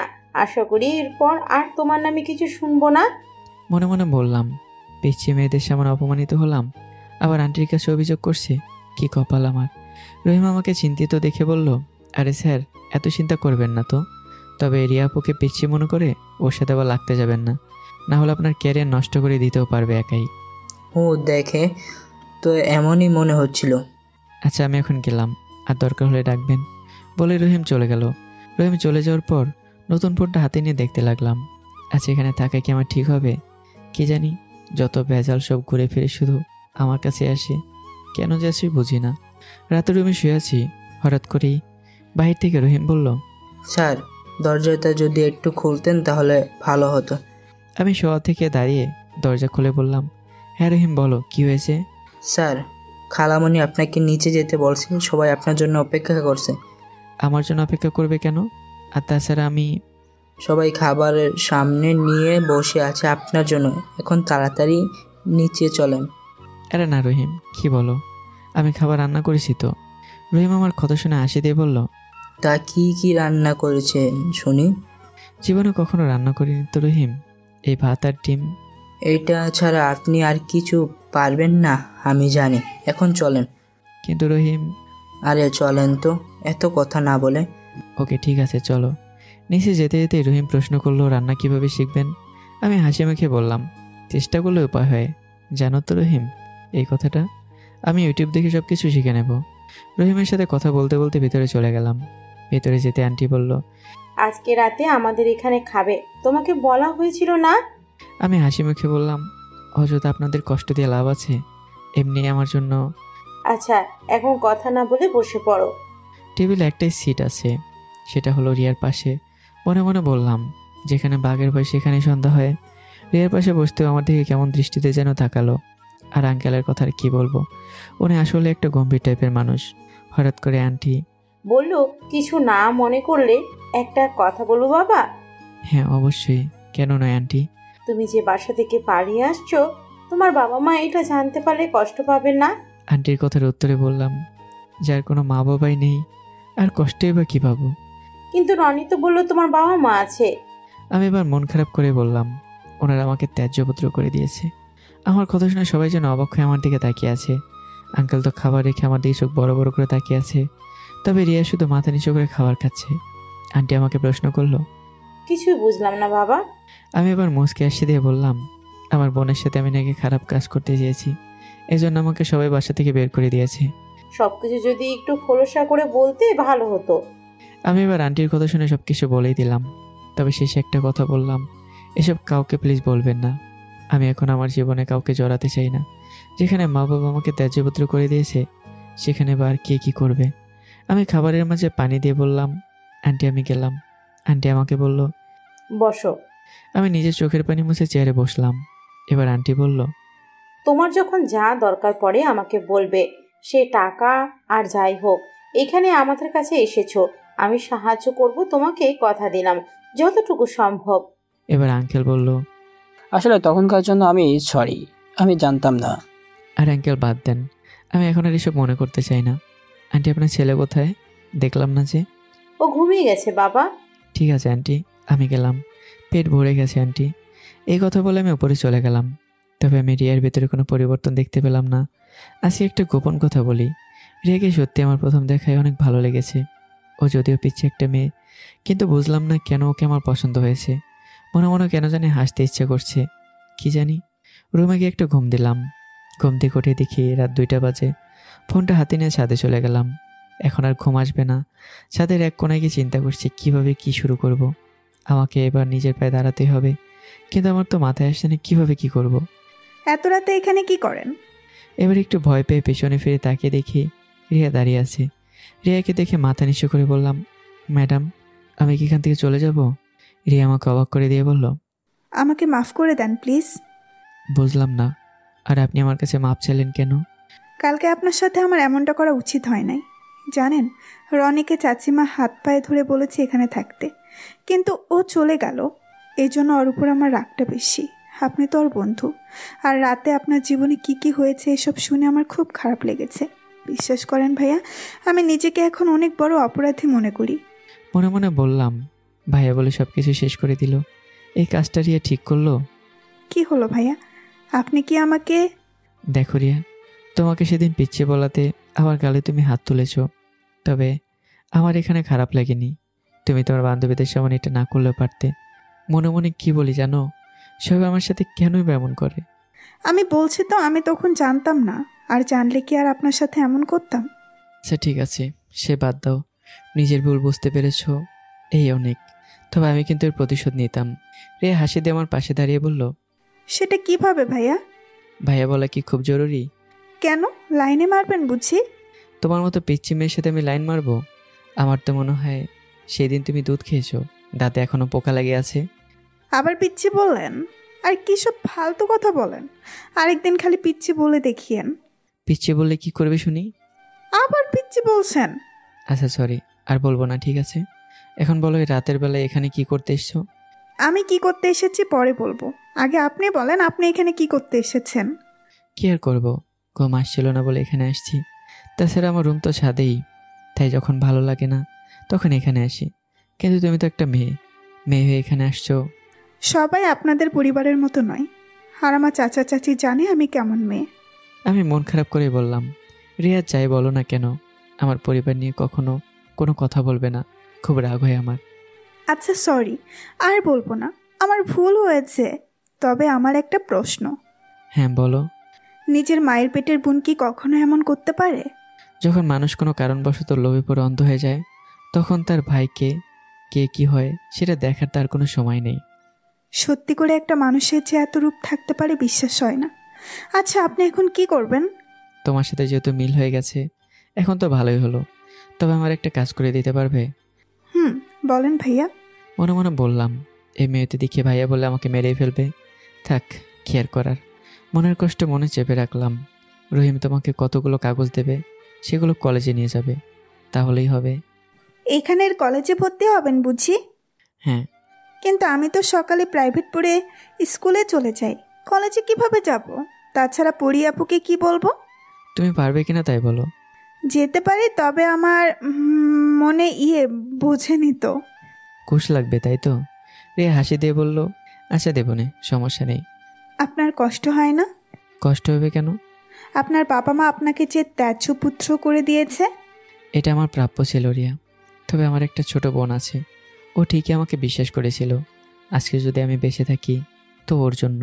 আমি যখন বাসা থেকে চলে আসব তখনও বলেছিল, ভাইয়া তুই প্রতিষ্ঠিত হবি, আর যেদিন ফিরে আসবি সেদিন আমার জন্য একটা ভাবি নিয়ে আসবি। খুব ভালোবাসি ওকে আমি। জানো রিয়া, আমার বন্ধু রনি পর্যন্ত আমাকে বিশ্বাস করেছিল, কিন্তু আমার মা বাবা আমাকে বিশ্বাস করেনি। এসব চিন্তা করলে খুব কষ্ট হয়। কান্না করিয়েন না ভাইয়া, সব কিছু ঠিক হয়ে যাবে। দেখি ওপরওয়ালা কি রেখেছে কপালে। আচ্ছা, বিকেলে কোথায় গিয়েছিলেন? রহিম একটা টিউশনি ঠিক করে দিল, কথা বলে আসলাম, আর অল্প কিছু বাজার করে নিয়ে আসলাম। ওই বাড়ির সামনে কি একটা পুকুর আর কিছু নারিকেল গাছ ছিল? হ্যাঁ ছিল, কিন্তু তুমি কিভাবে জানো? আরে এটা তো বুড়ি আপুদের বাসা। আচ্ছা, আমাকে পড়াবেন? কি বলো, তুমি প্রাইভেট পড়বে আমার কাছে? বিশ্বাস হয় না। আপনি পড়াবেন নাকি তাই বলেন। বিয়ের আগে পাগল বানাতে চাও তুমি আমাকে? ওমা, আমি আবার আপনাকে কিভাবে পাগল বানাবো? তোমাকে পড়ানো যাবে না, মানে যাবে না। ভাইয়া পড়াবেন না বুঝি? চাচির কাছে গিয়ে কি বলবো? হ্যাঁ যাও যাও, গিয়ে বলো, তাতে আমার কি। আমি কাকে পড়াবো কি পড়বো সেটা আমার বিষয়। রে এবার মুখ বাঁকিয়ে বললো, থাক আপনাকে পড়াতে হবে না, অন্য কারো কাছে পড়বো। আর তাছাড়া আমি তো একা পড়বো না, আমি যেখানে যাই আমার বান্ধবীরাও থাকে, সবাই একসাথেই পড়ি। মনে মনে বললাম, আজকে কি তাহলে নিজের পায়ে নিজে কোড়াল মেরে দিলাম? কেন যেটা বলতে গেলাম। মান সম্মান একদিকে রেখে বললাম, আচ্ছা ঠিক আছে, তুমি বললে যেহেতু।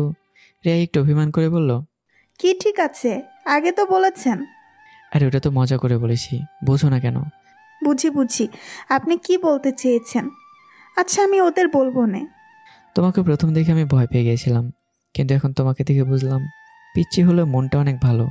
রিয়া চোখ লাল করে বলল, আর একবার শুধু পিচ্ছি বলে দেখেন আপনার কি অবস্থা করি। ছাড়ো এসব রিয়া, যাও এখন গিয়ে ঘুমিয়ে পড়ো, অনেক রাত হয়ে গেছে। এই রাতে কি সুন্দর একটা চাঁদ উঠেছে, আপনার এটা দেখে কিছু ইচ্ছে করে না? এসে তো অনেক কিছুই করে, কিন্তু আমি তো গরিব, স্বপ্ন দেখলে আর কি হবে? নয়তো এ রাতে বউকে জড়িয়ে ধরে চাঁদ দেখতাম। খুব রোমান্টিক কথা বলেন তো। আর আপনি আবার গরিব কোন দিক থেকে হলেন? তুমি এসব বুঝবে না রিয়া। বুঝিয়ে বললেই তো বুঝি না কি। যাও ঘুমোতে যাও, অনেক কথা তো হলো। আমি গেলে কি আপনি এখানে একা একা দাঁড়িয়ে থাকবেন নাকি? না, আমিও ঘুমাতে চলে যাব। আচ্ছা ঠিক আছে, তাহলে আমি গেলাম। আর আমি কিন্তু সকাল সকাল প্রাইভেটে চলে যাই, দরজা খোলা রাখবেন যেন আপনাকে ডাক দিতে পারি। আচ্ছা ঠিক আছে যাও। রিয়া চলে যাওয়ার পর আমি আমার রুমে চলে গেলাম।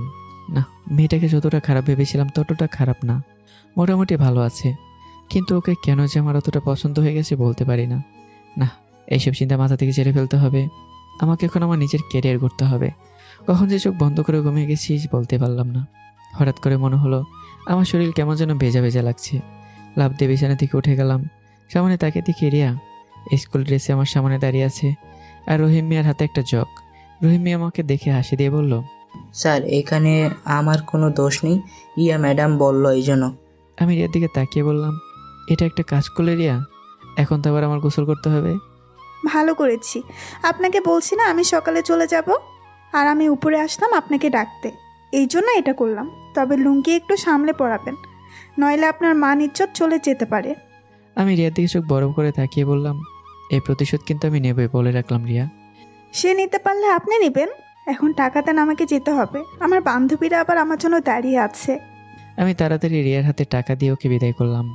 রহিম মিয়া হাসতে হাসতে বলল, আপনার মান সম্মান নেই মিয়া, আমি না থাকলে তো রিয়া ম্যাডাম সব কিছু ভিডিও। আর বলো না, কে জানতো ও এত সকাল সকাল এখানে চলে আসবে। কি ঠান্ডা লাগছে এখন। যান গোসল করে আসেন তাড়াতাড়ি, বিকালে তো আপনাকে যেতে হবে, মনে আছে তো? হ্যাঁ মনে আছে, তোমাকে বললে হবে না। কিছুক্ষণ পর রহিম মিয়াও চলে গেল। আমি সকাল সকাল গোসল করে একটু বাইরে বের হলাম। আজকে একাই বের হয়েছি। এদিক ওদিক ঘুরতে ঘুরতে অনেকটা সময় হয়ে গেল। দেখতে দেখতে বিকেল হয়ে গেছে। আমি সময় নষ্ট না করে রেডি হয়ে গেলাম। আজকে থেকে আমার টিউশনি করাতে হবে।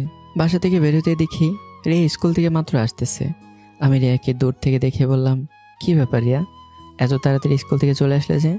রিয়া চোখ গরম করে বলল, আমি এত তাড়াতাড়ি স্কুল থেকে এসেছি, কয়টা বাজে দেখেছেন?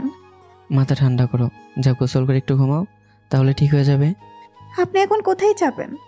দেখি কোনো দেশে যাওয়া যায় নাকি, তোমাদের এখানে থাকলে তো। আপনি মজা করেন আমার সাথে? এমনি রাগে শরীর ফেটে যাচ্ছে। ও মা, কেন? বাল, এত কিছু জেনে আপনি কি করবেন? ছি ছি, এসব কথা কেউ বলে রিয়া? তোমার লজ্জা করে না একটা মেয়ে হয়ে? এই বেটা এখন এত কথা বলিস না, নইলে সব কিছু কেটে বাড়ির সামনে ঝুলিয়ে রাখবো। মনে মনে বললাম, এই মেয়েটা দেখে মান সম্মান কিছুই নেই, তাড়াতাড়ি এখান থেকে চলে যেতে হবে। আমি সামনের দিকে যেতে রিয়া বলল, তাড়াতাড়ি পড়িয়ে বাসায় আসবেন, আপনার সাথে দরকারি কিছু কথা আছে। আমি রিয়ার কোনো কথা না শুনেই সামনের দিকে হেঁটে যেতে লাগলাম। আসলে সবাই ঠিকই বলে, ছোটো মলিষের চাল বেশি, এই মেয়ের তেজ অনেক। আবার বলি ওকে আমার পছন্দ, কী আর করবো, পছন্দ করে ফেলেছি যেহেতু। থাক, এসব বলার মুড নষ্ট করে লাভ নেই। রহিমের দেখানো বাসার সামনে গিয়ে কলিং বেল দিলাম। আন্টি দরজা খুলে বলল, ও তুমি তাহলে এসে গেছো? আপনি তো বলেছিলেন যে বিকালে। তুমি গিয়ে আমার মেয়ের রুমে একটু বসো, ও রেডি হয়ে আসছে। কিন্তু আন্টি আমি তো রুম চিনি না। সোজা গিয়ে বা দিক যাও, তাহলেই পেয়ে যাবে। ঠিক আছে আন্টি, আর ওকে তাড়াতাড়ি এখানে পাঠিয়ে দেবেন। আমি আন্টির বলা রুমে গিয়ে টেবিলে বসলাম। টেবিলে বসে একটা বই নিয়ে দেখতে লাগলাম। কিছুক্ষণ পর কে জানি বলল, ভালো আছেন স্যার? সামনে তাকে দিকে একটা মেয়ে দাঁড়িয়ে আছে, হয়তো এটাই আমার ছাত্রী হবে। আমি হাসি দিয়ে বললাম, এই তো ভালো আছি, তুমি কেমন আছো? মেয়েটা ভেতরে এসেই টেবিলে বসে বলল, এই তো ভালো আছি স্যার। তাহলে আজকে থেকে আমি আপনার কাছে পড়বো নাকি? হুম। আপনাকে অপেক্ষা করানোর জন্য সরি, মাত্র কলেজ ছুটি হয়েছে তো। আমি জানি, তোমার বলতে হবে না। ওমা, আপনি আবার কিভাবে জানেন স্যার? রিয়াকে চেনো? ওই ডাইনি বুড়ির কথা আর বলবেন না। ভদ্রভাবে কথা বলো। সরি স্যার, কি করব বলেন? সেই দিন ও আমার চুলে চুইংগাম লাগিয়ে দিয়েছে, পরে 1 ঘন্টা লেগেছে আমার এসব তুলতে। ও একটু বদমাশ টাইপের মেয়ে, আমি জানি, তোমাকে বলতে হবে না। আপনি কিভাবে রিয়াকে চিনেন স্যার? আমি তোর বাসায় থাকি, বুঝলে? ও আচ্ছা, তাই বলেন। এখন এত কথা না বলে তোমার নাম বলো। জি স্যার, আমার নাম মিতু। আপনার নাম কি আর আপনার বাসা? আমি আমার ছাত্রীর দিকে তাকিয়ে বললাম, ফেসবুক একটু কম ব্যবহার করবে, ঠিক আছে? রাত দিন ফেসবুক ব্যবহার করলে এমনিই হবে, বুঝলে? তোমার নাম কি, তোমার বাসা কোথায়, তুমি কি করো ইত্যাদি। Sorry sir. আচ্ছা এসব ছাড়ো মিতু, এখন পড়ায় আসি। এত পড়ালেখা করে কি হবে স্যার? শেষ পর্যন্ত তো জামাইকে রান্না করেই খাওয়াতে হবে। মনে মনে বললাম, এই মেয়ে যদি কেরিয়ার থেকে কোনো অংশ কম নয়। আমি একটু রাগ দেখিয়ে বললাম, আমি কি এখন তোমাকে পড়াবো, নাকি তোমার মাকে ডেকে এনে বলবো যে? সরি স্যার, এত রাগ করেন কেন? আমি রাগ করি কেন? হ্যাঁ, এখন চুপচাপ পড়ো। আমি আমার মতো করে মিতুকে পড়াতে লাগলাম। হঠাৎ করে একটা পিচ্চি মেয়ে এসে আমাকে বলল, ভাইয়া। আমি পিচ্চি মেয়েটার দিকে তাকিয়ে বললাম, হ্যাঁ বলো। পিচ্চি মেয়েটা আমার হাতে একটা কাগজের টুকরো দিয়ে সোজা দৌড় দিয়ে চলে গেল। আমি শুধু অবাক হয়ে তাকিয়ে আছি। মিতুকে জিজ্ঞাসা করলাম, মিতু, এ মেয়েটাকে? মিতু হাসি দিয়ে বলল, আমাদের পাশের বাড়ির আঙ্কেলের মেয়ে। কিন্তু আমাকে কাগজ কেন দিল? মজা করেন স্যার? এখানে আসতে না আসতেই লাভ লেটার পেয়ে যাচ্ছে। বাহ বাহ, খুব ভালো স্যার। তা মেয়েটাকে? কিসব কথা বলছো তুমি? ওই মেয়েকে? আর আমার কাছে কেন এসব দিয়েছে আমি কি জানি, হয়তো ভুল করে আমাকে এসব দিয়েছে। তাহলে দেখি এখানে কি লেখা আছে। আমার মাথা খারাপ করে দিচ্ছ তোমরা, দাঁড়াও আন্টিকে আমি ডাক দিচ্ছি। আরে স্যার, আম্মুকে ডাকা লাগবে না, আমার কাছে দেন, আমি হাতের লেখা দেখে বলতে পারবো এটা কে দিয়েছে। আমি মিতুর হাতে কাগজের টুকরো দিয়ে বললাম, নাও দেখো কি লেখছে। মিতু কাগজটা নিয়ে ধীরে ধীরে পড়তে লাগলো। কাগজের মাঝে লেখা ছিল, প্রিয় স্যার, যেদিন আপনাকে প্রথম দেখেছি চেহারা ছবি সব কিছু ঠিকঠাক আছে, তবে আপনার ঠোঁটের নিচে একটা ছোট্ট তিল আছে। এটা আমাকে খুব আকর্ষণ করেছে। জানি না কেন হঠাৎ করে আপনাকে পছন্দ হয়ে গেল। এখন শুধু এটা জানিয়ে দিলাম যে আমার আপনাকে পছন্দ হয়ে গেছে, আর আমি যা চাই তাই পাই। আজ পর্যন্ত কেউ আমার কাছ থেকে আমার জিনিস ছিনিয়ে নিতে পারেনি, আর পারবেও না। আমি কে এবং কোথা থেকে এসেছি এসব জানতে চেষ্টা করবেন না। কোনো একদিন আপনার সামনে এসে আপনাকে চমকে দিব। বেয়াদবি হলে মাফ করবেন। কি করব, বেহায়ার মতো আপনাকে চিঠি লিখে জানালাম। এখন আই লাভ ইউ বলবো না, এটা বলার সময় এখনো আসে নাই। সময় আসলে অবশ্যই বলবো। ভালো থাকবেন আর নিজের খেয়াল রাখবেন, কেমন? মিতু চিঠিটা পড়ে আমার দিকে তাকিয়ে বলল, বাহ স্যার বাহ, তলে তলে এত কিছু। আর আমি জানি না এখানে কালকে আসছেন আর আজকে। আচ্ছা মিতু, চিঠির কথা ছাড়ো, মনে করো তুমি নতুন কোথাও গিয়েছো। পরে স্যার। হঠাৎ করে তোমাকে যদি কেউ প্রপোজ করে বসে, তখন তোমার কেমন লাগবে বলো তো? এটা তো আজব একটা কথা, চেনা নাই জানা নাই। তো এখন আমার কেমন লেগেছে বুঝতে পারছো তো? স্যার। আর সরি। কি নিয়ে কথা হচ্ছে স্যার?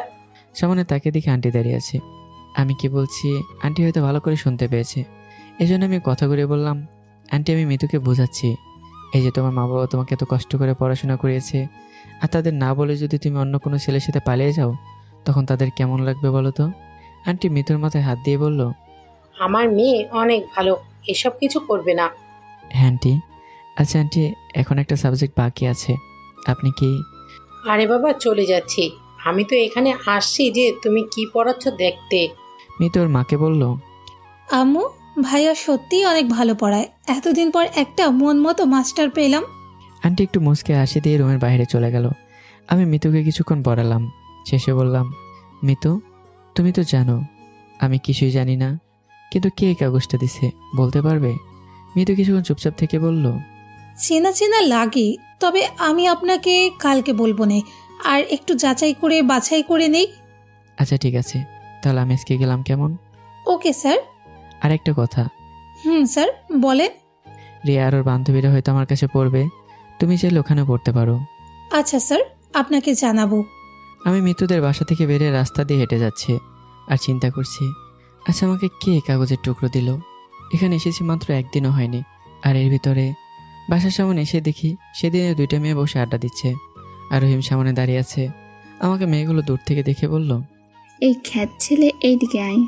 আমি মেয়েগুলোর কথা না শুনে বাসার ভেতরে চলে যেতে লাগলাম, আর মেয়েগুলো পেছন থেকে বলছে, আমাদের কথা শুনলি না তো, দেখ তোর কয়টা বাজে। বাসার ভেতরে চলে গেলাম সরাসরি। ওপরে গিয়ে দেখি রিয়া ওর বান্ধবীদের সাথে আড্ডা দিচ্ছে। আমাকে দেখে বলল, এই ছেলে এদিকে আয়। মনে মনে বললাম, আজকে আবার রিয়া ওর বান্ধবীদের সামনে কি নতুন কোনো নাটক করবে নাকি কে জানে।